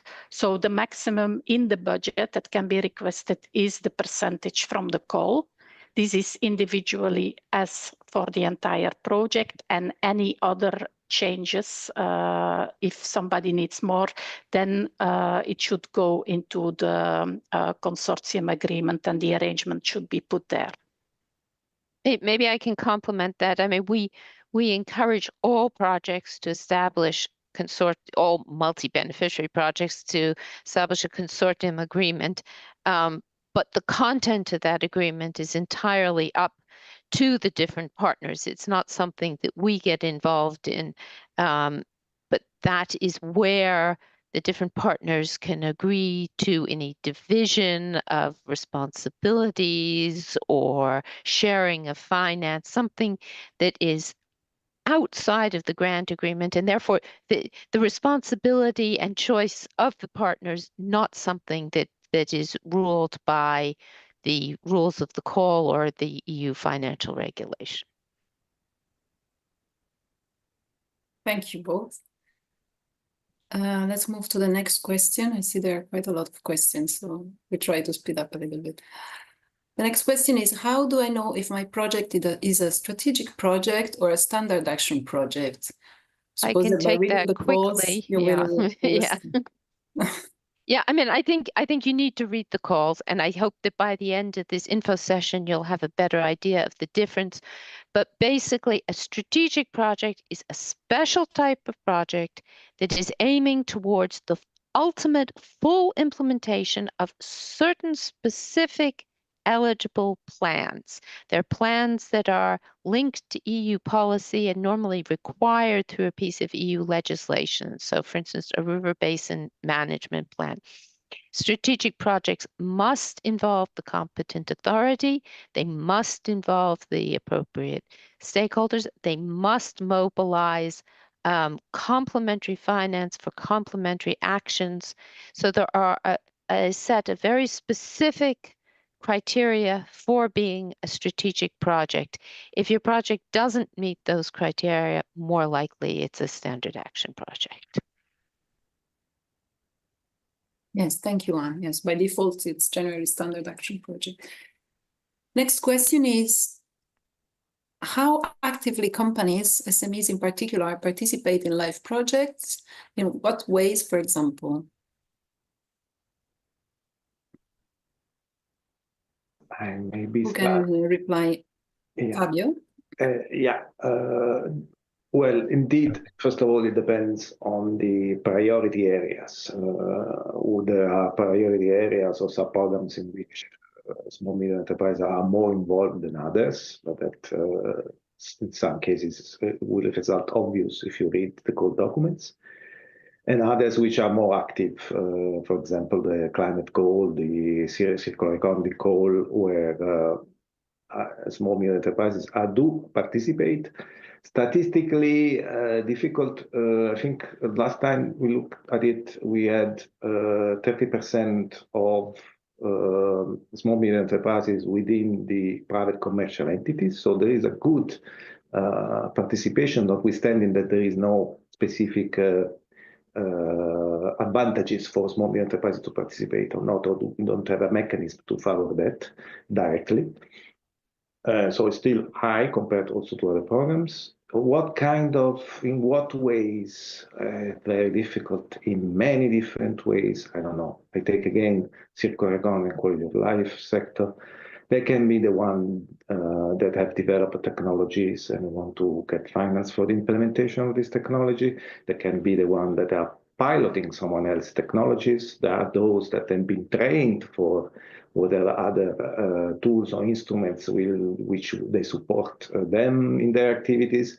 There is a wide range of possible potential activities that a small medium enterprises can do in life as all other companies. So again, I would suggest you have a look at the Life Project database, and you will have a sample of what kind of activities companies are involved with, and you will have a lot of examples there. Yes, thank you, Fabio. In fact, SMEs are very present among our beneficiaries. Now, the next question is, does a project for testing an integrated satellite technique for more accurately measuring fugitive landfill methane fit in EU LIFE funding? And if so, which sub-program would it fit in? I think Anne can answer this question. Yes, thank you. Well, I think you do need to consider whether or not it's a research project. If it's a research project, it doesn't fit under LIFE. But more generally, we are not able to give you advice on whether or not your specific project idea fits under LIFE funding or under which sub-program. You need to read the documents yourself and make a determination of whether or not it fits closely enough to invest in making an application. I mean, that's because of we need to ensure equal opportunity and no preferential treatment for any applicants. However, there is someone who can give you advice, and that is your national contact point. So I would strongly suggest that you get in touch with your national contact point, and they can give their opinion on whether or not your idea fits well in the LIFE program. Thank you, Anne. The next question, it's a financial question, so maybe for Anne Malen. Can a public agency claim for a budget to redistribute to SMEs through a call for projects like cascade funding? For example, projects to be selected are technological solutions to implement circular economy. Well, I think that cascading grants are not the real subject of these call for proposals that are launched. They are financial support to third parties. Subgranting is only part of it, or can be part of it if it would fit with the project's objectives. So, and then still the financial support to third party is limited. It depends on the call. It can be maximum 100,000 euro or 200,000 euro for the project, and normally maximum 60,000 euro for the third party. And the financial support to third party, in fact, it is aimed at assisting entities outside the project partnership in the implementation or development of local initiatives that will contribute to the project's objectives. So from what I understand from this question, it's more aimed at maybe projects that only focus on financial support to third parties, and this is not part of these calls. Okay, thank you, Anne. Next question. Do we have to demonstrate co-funding? This is still for you, Anna. Yes. So normally in the budget that you will have to propose, if you submit a proposal, you will need to, at one side, detail all your costs in the different cost categories. And then at the other side, you will have to define the revenue. So how will these costs be financed? So part, of course, will be by the EU contribution, but then you will also need to indicate how you will finance the part that we are not financing. So it can be through own funding, it can be through income of the project, it can also be through other co-funders that would provide you with the money to co-finance this project. So you will need to include it there. In the past, we asked also that in some cases, you need to fill this document on co-funding from third parties. I think it's no longer mandatory to have these things confirmed, but it is your responsibility if you submit a proposal to make sure that you can co-fund through these different types of funding yourself, the remaining part that we are not financing. And we will see also whether if you're a private entity, you have the financial capacity to do this. Yes, thanks a lot. So the next question might be for Anne Barron, maybe. Although life is not research-oriented, can universities or research centers submit a proposal that fully complies with the core requirements? If so, under what status, lead, affiliated entity, or another? Do they get funding, and at what rate? The short answer is yes, definitely. There are no restrictions on the type of entity which can apply to grants for life, neither as the lead nor as a partner in general. We already said there are some calls have specific requirements on the types of beneficiaries, but for instance, with the standard action projects, certainly a university or research institute can participate, could even be a mono beneficiary, could certainly be part of a participant. They get funded exactly the same rate as everyone else. What's important is that the project is having impact on the ground, is meeting all the other requirements of the call. Thank you, Anne. The next question, I think there is a typo because it says, what are the eligible countries? I suppose it means, what are the eligible countries? And is there any limitation for participation of companies and non-profit organizations? Maybe Anne or Fabio, who can reply? If you want, I can say. Oh, Agnieszka, okay. Yeah, so all the member states plus the associated countries to the LIFE program. And in the call, you have the specific countries. Currently, it's Iceland, Moldova, Ukraine, and one more that I forgot, sorry. North Macedonia. And for some of the North Macedonia. And there will be one more, Montenegro, that will be most likely signing or is planning to sign the association agreement with us in the coming days. So they will be also eligible. And as I said, the overseas territories, depending on the call, sometimes they're eligible, sometimes not. And then all the different entities are eligible, depending again on the call, because in some calls they're excluded for the reasons that Amber said, so that we need responsible authorities. Okay, thanks, Agnieszka. Next question. Is it not obligatory anymore to upload co-financing declarations at project application? Can you give advice to member states that are having national co-financing? What would the best way be to arrange national co-financing process? Suppose this is for Anne Vermalen. Well, I think maybe it's better for Anne or... Yeah, I can take it. Yeah. I can take it. Yes, indeed, as a simplification, we have decided not to require the uploading of co-financing declarations anymore. It's as Anne Vermalen said before, as an applicant, it's your responsibility to find the other co-financing, and our grants are never conditional on a certain source. You need to make sure that you are able to finance it one way or the other. And concerning the national co-financing, and each country is a little different. Some have it, some don't, and that's something you need to investigate with your national authorities. It's not something that we're directly involved in from CINEA. So I would recommend that you contact your national contact point, and they can give you advice on how to approach that. Yes, indeed, national contact points are always there to support you, and especially if you have specific questions on your country or member state.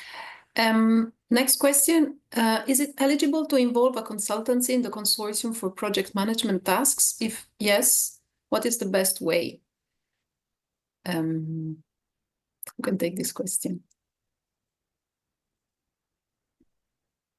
Well, I would say from eligibility, cost eligibility point of view, of course, costs can be eligible for consultancy that is helping with project management tasks. However, it cannot be tasks that are really only targeted or possible for the coordinating beneficiary. So I would say if you hire somebody as a natural person, of course, they can assist you. Otherwise, you need to pay attention that you don't outsource or that you don't contract coordination tasks. What type of tasks and how it's the best way, that I would maybe look at my colleagues, but I would say that normally we would assume that when you apply for the call if you submit a proposal, that you would have the resources to also take care of the project management tasks. If you don't, you can of course contract them. But the type and the best way, I'm not entirely sure. I think it's up to the applicant to determine the best way, but I would just emphasize what you said, that I mean, if you're submitting an application as a lead beneficiary, you know, you normally should have an active role in the project, including the main coordination tasks. If you are outsourcing it all, that might lead to a lower score on some of the award criteria. Thank you both. The next question is, can the construction of a production plant be financed by a live project start before the grant signature, although after the proposal submission? So there's a production plant whose construction starts before the beginning of the project, but after the submission of the proposal. Is that eligible? Well, in any case, only costs incurred during the action. So the start date of the action is the determining factor whether cost can be eligible. So not when the grant is signed. So it depends. Sometimes the grant is signed after the start date. Then, of course, as of the start date, certain costs can be eligible, as long as, of course, all the eligibility criteria of this plant, if the plant would meet the eligibility criteria. So, but it is the start date of the project that is determining whether it's eligible or not. Until the end date. I can add on to that. I mean, in general, the start date of the project is after the signature. It is possible that we will accept a start date before the signature, but indeed after the proposal submission. But this needs to be justified, first of all. It needs to be explained why the actions need to be started before the signature. Most often that is allowed for seasonality reasons, you know, some kind of factor related to temperature or other aspects of seasonality. But there can be other reasons for it also, but it needs to be justified. And in all cases, until the grant is signed, it's of course at the full risk and responsibility of the applicant. Thank you. The complementary answers. Next question.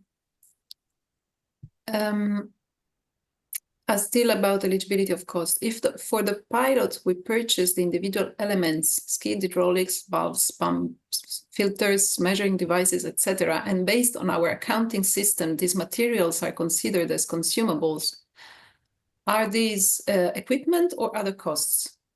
Well, it all depends how you would then qualify the equipment that is built.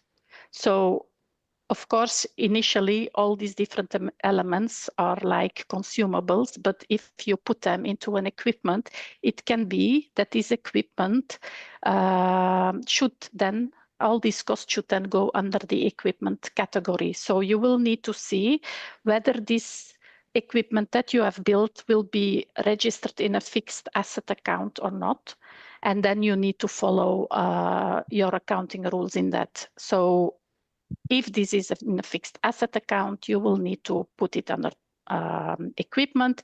If it is not, then you will use the other costs, the purchase costs for goods. Thank you, Anne. Next question. Is there an indicative national budget allocation for standard action projects? Maybe Fabio can reply. Short answer, no. There is no allocations for SAP, a national allocation for SAP. The budgets are exclusively evaluated against quality and our criteria. You can find this in the section 9 of the call documents. Okay, thank you, Fabio, for the quick reply and clear. So the next question is, in the grant agreement, is the 60% funding allocated to each consortium partner, or is it a global allocation for the global project? So this is I think we already answered the question previously. Yeah. So with 60%, it is maximum for each consortium partner, but it's also the maximum for the entire grant. Yes, thanks. Let's move on to the next question. What is the meaning of indicative funding? Will the applicants that ask less than 60% financing from LIFE be higher ranked than the applicants that ask 60% financing? Maybe Anne? Well, this is an award criteria on the resources. We look to value for money. So I would not say that automatically a proposal would be higher ranked if applicants ask less than the 60%. But I look to my operational colleagues to confirm this. I think this is indeed the case. I mean, yeah. it obviously is a consideration, as you say, in the measurement of the award criteria with regard to resource efficiency. But I mean, there are many other criteria which judge the funding and the quality of the projects.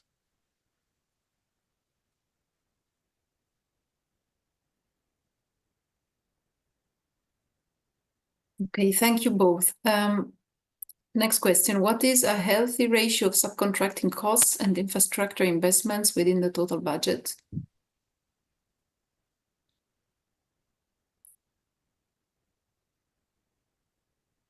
Okay, I think no one's jumping on this because there's no clear answer. There's no magic number. It depends what you're trying to accomplish with your project and what the needs are. And I think we can't give you an answer. Obviously, you shouldn't have more subcontracting than necessary, but if there's a specific skill that's needed and you can bring it in credibly through subcontracting, respecting all the rules on subcontracting, that's fine. Infrastructure, well, I mean, if you need to build something as a pilot for testing, some kind of solution, a certain amount of infrastructure can be built in, but we don't generally finance large infrastructure projects per se. And so it should be well justified why you're putting these elements in the budget. And it comes down to that award criterion Andrea mentioned before, which is value for money.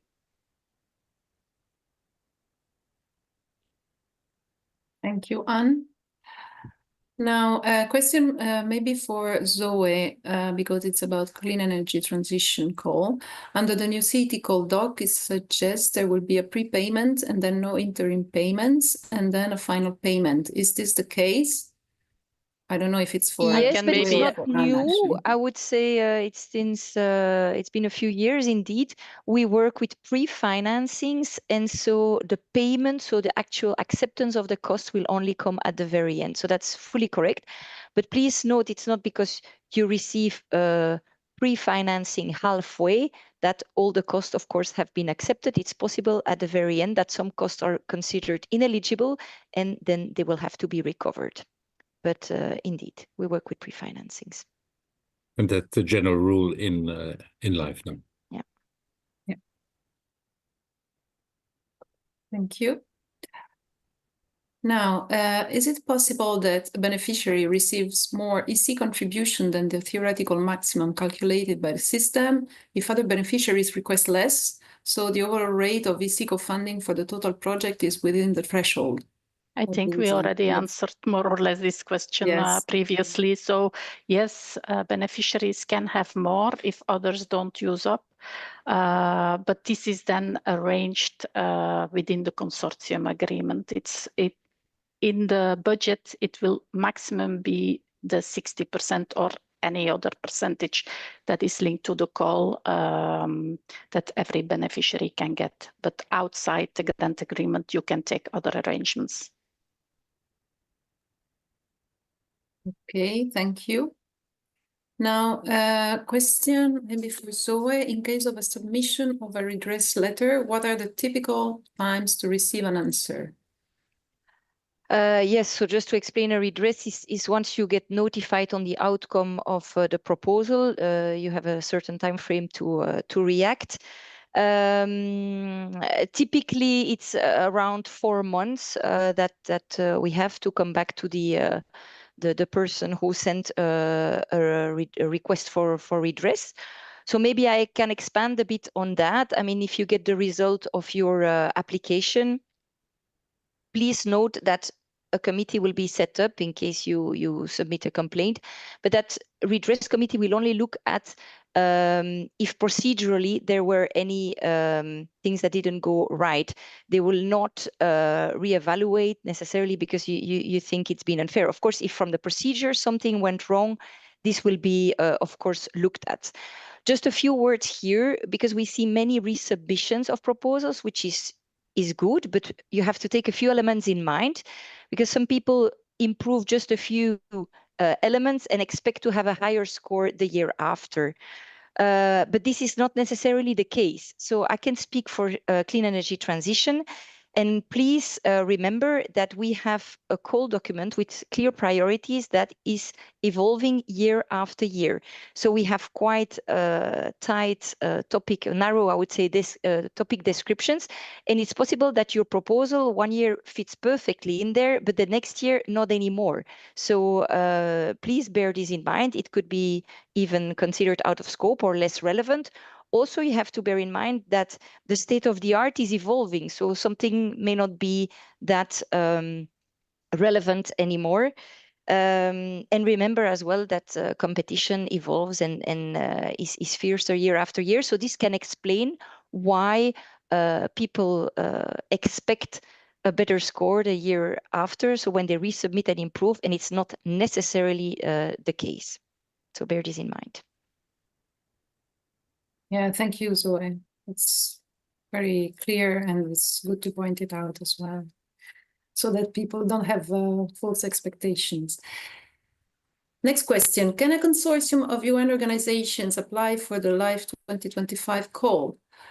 Who would answer it? And any volunteer? I can take that. The call documents clearly identify that international organizations may apply to LIFE. Obviously, it would need to be shown why it's relevant, as for any other application. There are some specificities during the implementation related to what are called the FAFA agreements.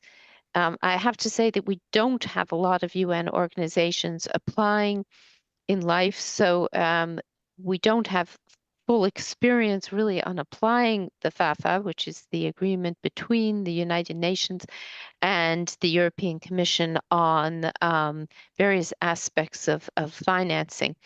I think that is something that maybe we can clarify better if you put a written question. However, the short answer is that yes, UN organizations may apply. I can maybe complement that we will use our grant agreement, the template that is available.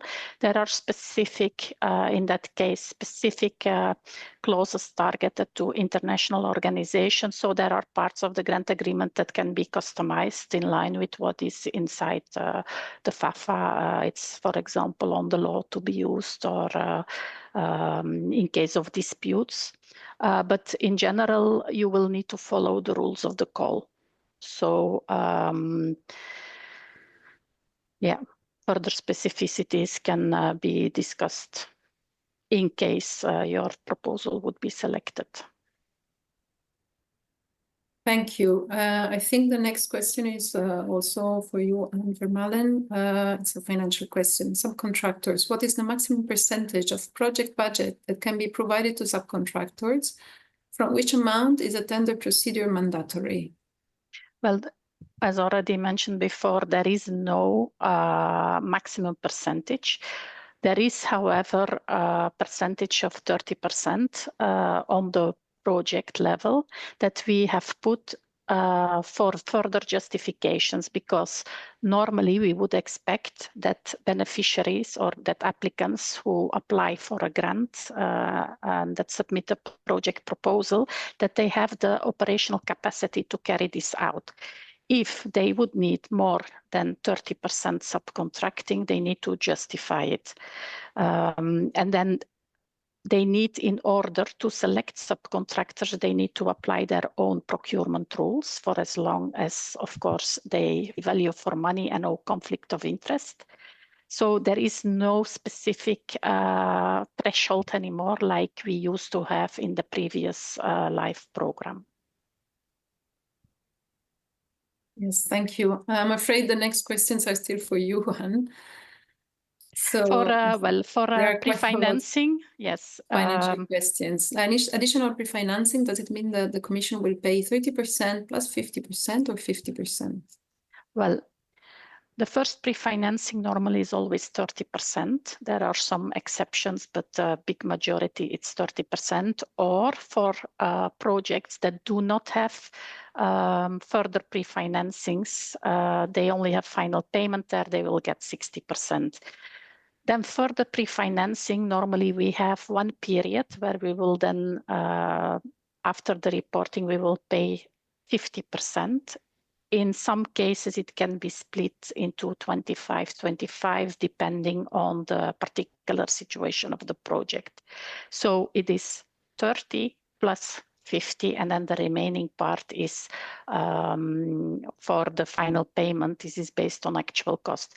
For the SIP and the SNAP projects there, and maybe some specific other cases, we have interim payments, and there, after the first pre-financing, it will always be based on actual cost. So, but these are a minority of projects. Thank you, Anne. Now, for a project with a duration of multiple years, how do you index the payroll cost? Well, I assume that this question is linked to how you need to calculate the daily rate. You normally need to do it per person that is working over the lifetime of the project or over the reporting periods, if you have a SIP or a SNAP or projects that are subject to interim payments and not further pre-financing payments. But in most cases, you will have only one reporting period, and then you need to take the total salary cost of that person and divide it by, if you have a 1-year project, it will be divided by 215, and otherwise the pro rata of the 215, so 5 times 215 if it is a 5-year project. So, but you take the total payroll cost. Maybe I can just add, I mean, I think there are 2 ways to read this question. One is, how do you make the budget in the application? And the other is, what will ultimately be reimbursed? And I mean, for the budget, you do, the best you can for the future.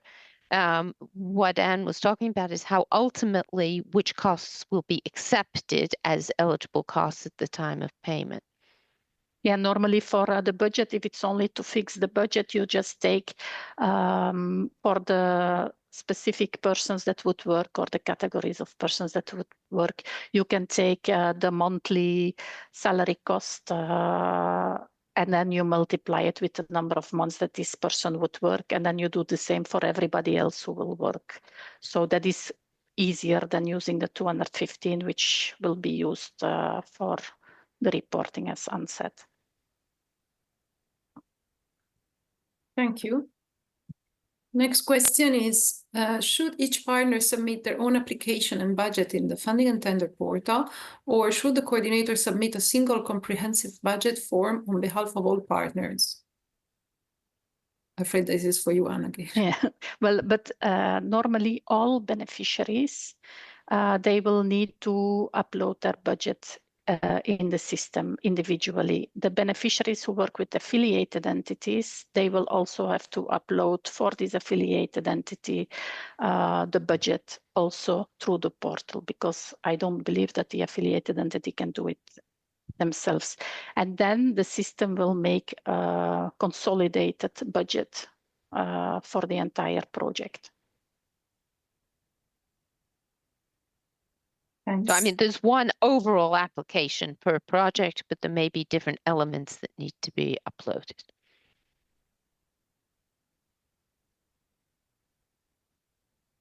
Okay, let's move to the next question. We only have 10 minutes left. Could you clarify what is the purpose of the new and necessary guidance on funding for activities related to the development, implementation, monitoring, and enforcement of union legislation and policy? This must be for Anne Barrel. Yes. I guess that's me. Yes, I mean, this is a guidance that was established at the central level in the Commission. It is not specific to LIFE. It covers all the financing programs and all types of grants, and it was instituted to make sure that there are no activities included in any of the EU grant agreements that would be considered inappropriate. So you can find it on the Commission website, and you can read exactly what is written there.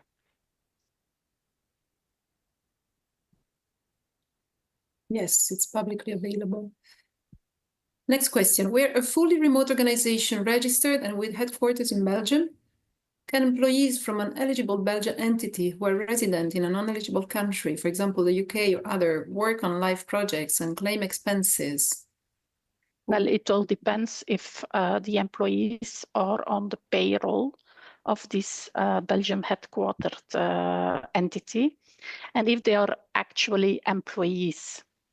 If not employees, but they are natural persons hired in another country, then still you need to make sure that they are not hired through another organization, because then they will not be considered employees. So it all depends whether they match the definition of employees and if their costs are in the payroll of the entity that is in our grant agreement. Yes, Anne, stay with us. We have a few more questions on financial issues, sorry.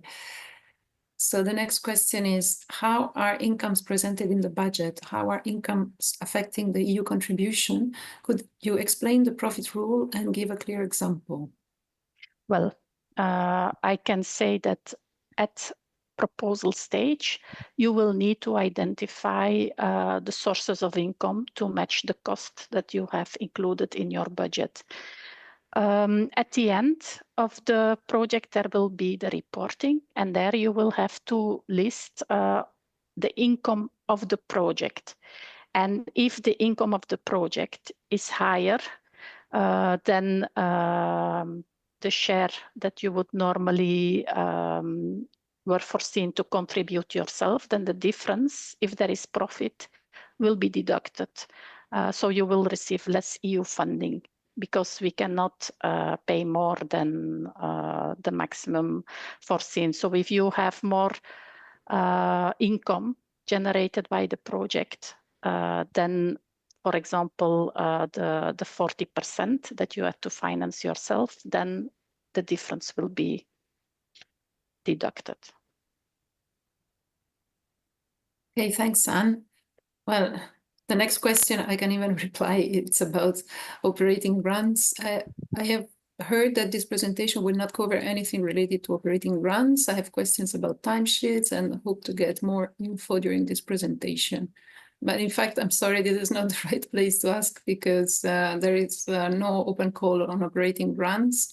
And your question might be more about how to report on operating grants that are already existing.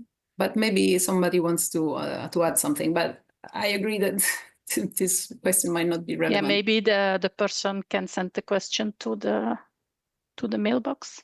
Yes, yes. Please note there is a functional mailbox called CINEA-life-inquiries. You will see it at the end of the event, and where you can ask all your questions on ongoing grants. So this is really to inform potential applicants for future projects and yeah, for the ongoing calls for proposals. Next question is still financial. I'm sorry. If volunteers work for free, why would you need to submit costs in budget table? What kind of costs under personal costs could be submitted? Well, it is not really a cost to CUR. It is more a unit cost to qualify the work that volunteers do. And in reply to that, we will then calculate the corresponding EU funding. So in fact, this would, if you use volunteers, it could increase your EU funding artificially. Because we would recognize that the work done by these volunteers, even if they don't generate actual cost, we can take it into account for the calculation of the EU funding. But it is based on unit costs, of course. It's not actual cost because volunteers are not paid. It's also further explained in the annotated grant agreement. Thank you, Anne. The next question is not financial, it's for our operational colleagues. Can you please explain the difference between standard action projects and SIP and SNAPs? So SIPs and SNAPs. Okay, I can try again. Integrated projects and strategic nature projects, but I will let Anne reply. Thanks. Yeah, I can try again, and I'm sorry if I wasn't entirely clear before. I think that the full answer, you need to both read the call documents and attend the sessions on the strategic action projects and the strategic projects under the thematic sessions that will be following. But basically, the standard action projects are typical life projects that are addressing some problem on the ground and trying to show how to implement a solution. It has to be a problem that's related to the implementation of the EU environment and climate policy and legislation, but it's quite broad. There are certain project topics that are prioritized in the call document. You'll see those, but there are limited restrictions on who can apply or what's included. The strategic projects, there are two types. There are the strategic nature projects under the Nature and Biodiversity subprogram, and there are the strategic integrated projects under the Circular Economy, Quality of Life, and the climate subprograms. All of these strategic projects must have as their objective to catalyze the full ultimate implementation of the target plan or strategy. And the eligible plans and strategies are listed in the call documents. So it's a very specific type of project. They're large projects because these target plans and strategies are quite comprehensive, and they normally cover a large area. In fact, that's also a requirement for the strategic projects, that they cover a large area. These projects must involve the competent authority for the plan, preferably as the leader, and they must mobilize financing from other sources for complementary actions that are done in coordination with the LIFE project. So you can see that they're a much more specific type of call, normally submitted by the competent authority for the target plan. But I would encourage you, if that's still not clear, I encourage you to read the documents and go to the relevant sessions. Thank you. Thank you. I see it's already 12 noon and time flies.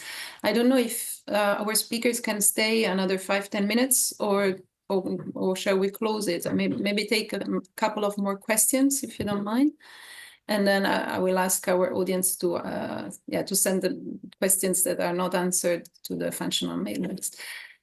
So the next question is, are employees hired through a professional employer organization eligible to work on live projects and claim expenses? In case, under which category? A1 employees or equivalent, A2 natural persons, A3, or which category?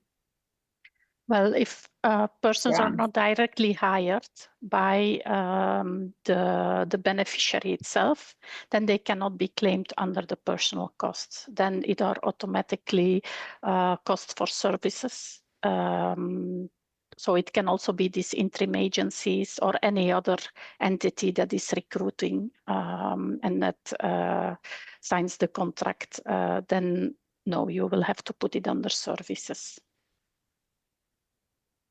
Thank you, Anne. Then we have a kind of simple question. Could you suggest the most suitable call for communication and awareness activities? Anne, or who can answer? Well, I think maybe the best answer is look in the project database and see what projects have done. I mean, we can't tell you what to put into your project application, but you can find a lot of good examples in ongoing and past projects. Thank you. Maybe the last question we take. Can the same applicant apply as lead applicant for more than one project in the same call? Where a university, each department applies for the calls. So do we have to support as university just one proposal as lead partners?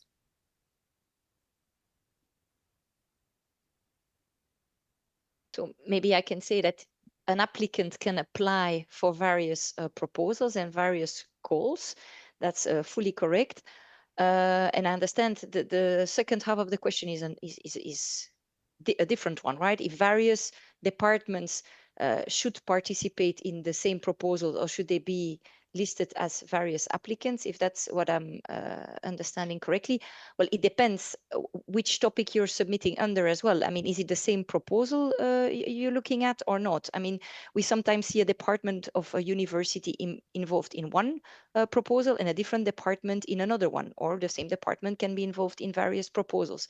Now, if it's various departments of the same university in the same proposal, I assume it would be easier to have the university being involved and as one applicant. But unless I misunderstood, yeah, I'm sorry, that's what I would say. Yeah, I think the short answer is that a university can be involved in more than one application and indeed more than one ongoing project. So there's no problem there. Okay, so do we close here or do we continue another 5 minutes? I think we could take a couple more and I'm happy to tackle the next one there. Yes, a couple more questions. Can the project finance the costs of a consultant who would be responsible for project management, monitoring of indicators, reporting, etc.? Could such an advisor act as a consortium member in the project? This, I suppose, is for Anne Vermeulen. Well, as I already mentioned, you need to make sure that you don't outsource or you don't contract coordination tasks of the coordinator. In that case, if you don't have the capacity yourself, the easiest would be to have a consultant, but a natural person that is hired by the coordinator to help with these typical tasks. Could such advisor act as a consortium member? There, again, if this entity would then also do coordination tasks, no. So, and if it's only to assist for administrative or for monitoring project management type of things, I'm not so sure. So, but this is more technical. But in general, I can say that coordination tasks, which in fact involve monitoring of the proper implementation, intermediary of communications with the agency and distribution of payments, they cannot be given to any other entity in the project. So it cannot be to the affiliated entity, it cannot be to other beneficiaries, it can also not be subcontracted. Thank you, Anne. So another question, maybe the last one. If my project includes categories from multiple calls, how do I decide which call to apply to? Maybe for Anne Barrel? Yes, I mean, the short answer is it's up to you to decide. You need to read the calls carefully and decide which you fit most closely to. I would add that at least under the standard action projects, if your project is very substantially contributing to more than one goal of the LIFE program, it might get bonus points. But it's up to you to choose. Okay, I see now, Anne, that you suggest to answer all the questions with at least 3 likes. So if everybody agrees, we can continue. Is that okay? Yeah, I think there are just a couple more that Just a came few out more. there. All So right. let's try to cover those ones. And I think the submission of questions is closed now on the site, no?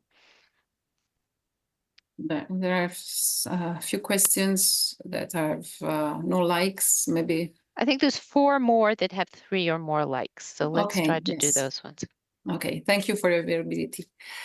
So next question is, could you please explain more about the legal or capital link between the beneficiary and affiliated entities, particularly the part starting in neither limited to the actions and so on? Perhaps make an example.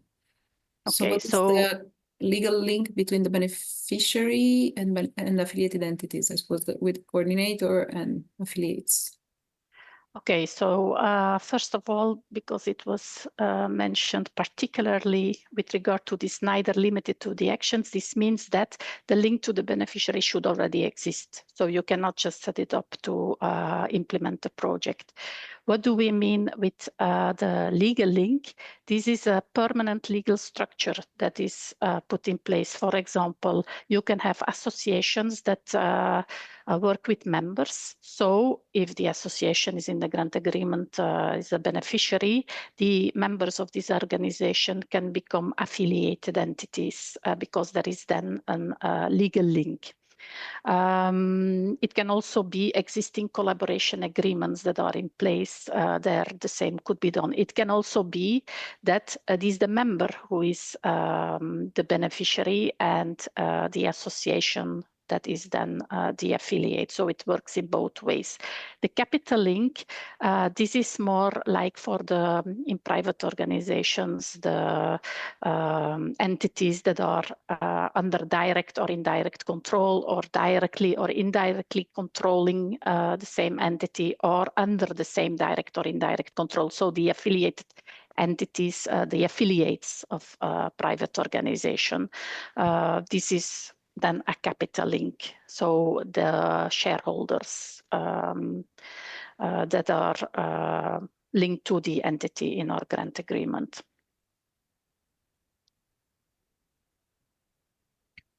Thank you. Next question. What is the difference between in-kind contribution against payment and volunteer? Well, in fact, in-kind contributor against payment, in case we are talking about staff cost, this would be seconded persons. Like there is an entity that in return of payment would put one of his staff members with the beneficiary to execute tasks, but the beneficiary will have to pay the staff costs related to this person. So they will reimburse the other organization. A volunteer is just a volunteer that is working for free. So it is 2 different things. Yes. I would like to ask, says this applicant, whether there is a minimum number of years an NGO must have been established in order to be eligible to submit a proposal under the LIFE program.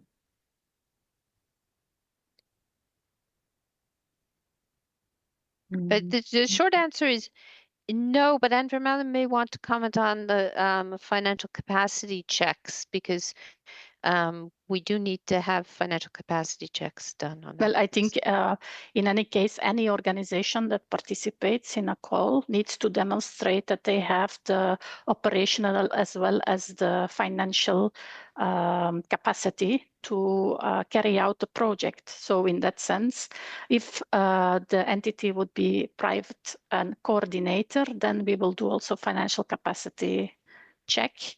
But of course, I would not recommend an entity that is only established for a very short period to maybe act as coordinator immediately. I'm not sure, but it can, theoretically it can, but yeah, maybe to demonstrate the operational and the financial capacity, it might not be the best choice.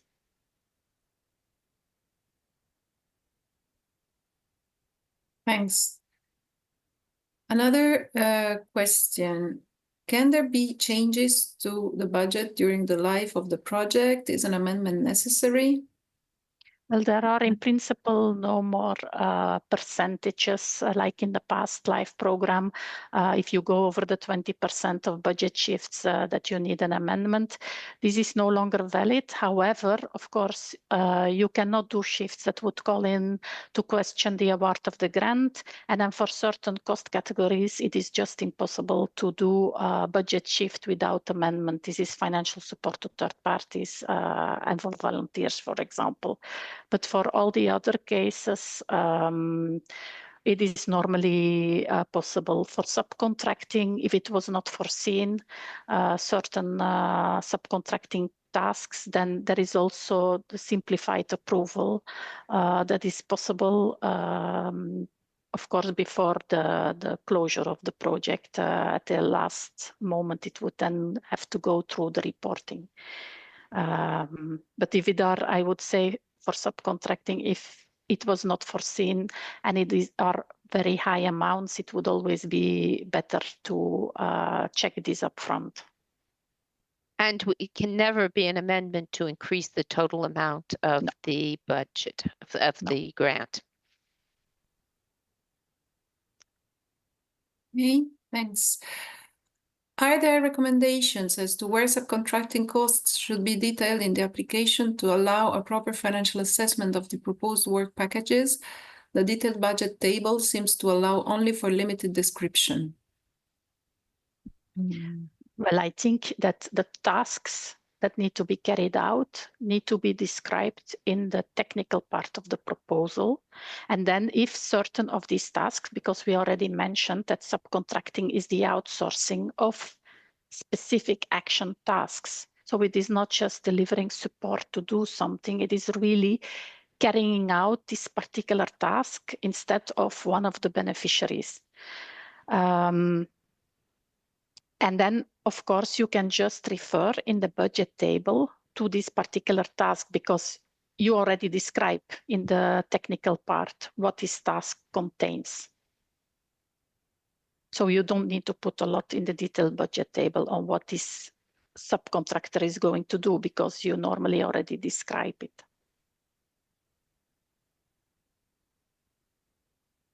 So can we take a few more questions? The next Let's question. just take one more. If I more. see there's one on climate change, which has been pushed to the climate session. Okay. I can take And them. well, but it's been moved to the climate session, that Okay, one, so very it should good. be for tomorrow. Yes, because it's not really relevant no. today. Yeah, Will but be it is more a answered financial tomorrow. question, that one. It's not really a go climate ahead. question. So they say that I understand that the funding rate is 60%. Does this rate also apply to non-profit organizations, or can they receive up to 95%? No, all beneficiaries in a grant have a maximum percentage that is the percentage detailed in the call. So if it's 60%, it's 60%. If it's 95%, it's 95%. It doesn't change depending on the type of organization. Okay, I see Anne Burrell volunteer for the last question. Can we see it? Yes, as long Our as I get projects- over my cough. Where machinery is placed and operated outside the EU, for instance, Morocco, but beneficiary for the EU environment also eligible.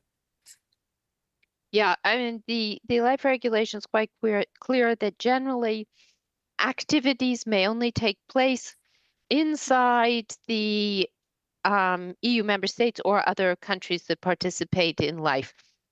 There is the possibility of exceptions, but the exceptions can only be there if it is essential to undertake an activity outside of the EU that cannot be undertaken inside the EU, and that is being done because of the need to provide some kind of result that will lead to the achievement of the objectives inside the EU.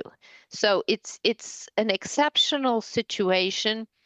I mean, placing machinery outside of the EU just because it might be cheaper to run is not a reason for it to be accepted. It must be really something that is essential and must be clearly justified. I don't know, Anne, do you want to comment further? No, it's Okay. exactly what it should be. Okay, I think this was the last question. We already answered much longer than initially planned because it's 12:15. And I see that our colleagues from the back office are telling us that the questions can be retrieved during the question and answer session tomorrow. There will be an extra Q&A session at 3:45. So if your question wasn't answered today, please come back tomorrow. And you can always also ask the question if it's more relevant for a specific call during the info session related to that call. So please make sure that the question is asked at the right time to have more chances to get an answer. Now, I would like to thank all our colleagues, our speakers. But before I say goodbye, well, thank you for all your answers that I think were very clarifying and very enlightening for most of our audience. But before we say goodbye, I would like to launch another poll to ask our audience if they were satisfied with this overall session today. Today it was the opening plenary session. So there was first a presentation on all the calls that are now published on the Funding and Tender Opportunities portal, and then the presentation on the financial aspects of the calls and of the applications. And then there was this question and answer session. And therefore, we would like to know if you are or how satisfied you are of the whole opening plenary session. And so I would ask my colleagues to launch the Slido poll.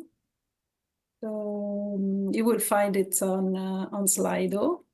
And can you please reply? There are four options, whether you are very satisfied, slightly satisfied, not satisfied, or slightly unsatisfied. And that's very important for us. So please take a few seconds to give us this feedback so that we know how glad you are or how happy you are with the information you have received today, and that we can improve for the next year, EU Life Info Days. So thanks a lot for taking the time to give us your feedback. And for now, I have to close this session, and I would say see you tomorrow for the sessions on the standard action projects. And then also the day after, we will also present more calls, so stay tuned. And thank you for your attention today and for your participation. See you soon. Bye-bye.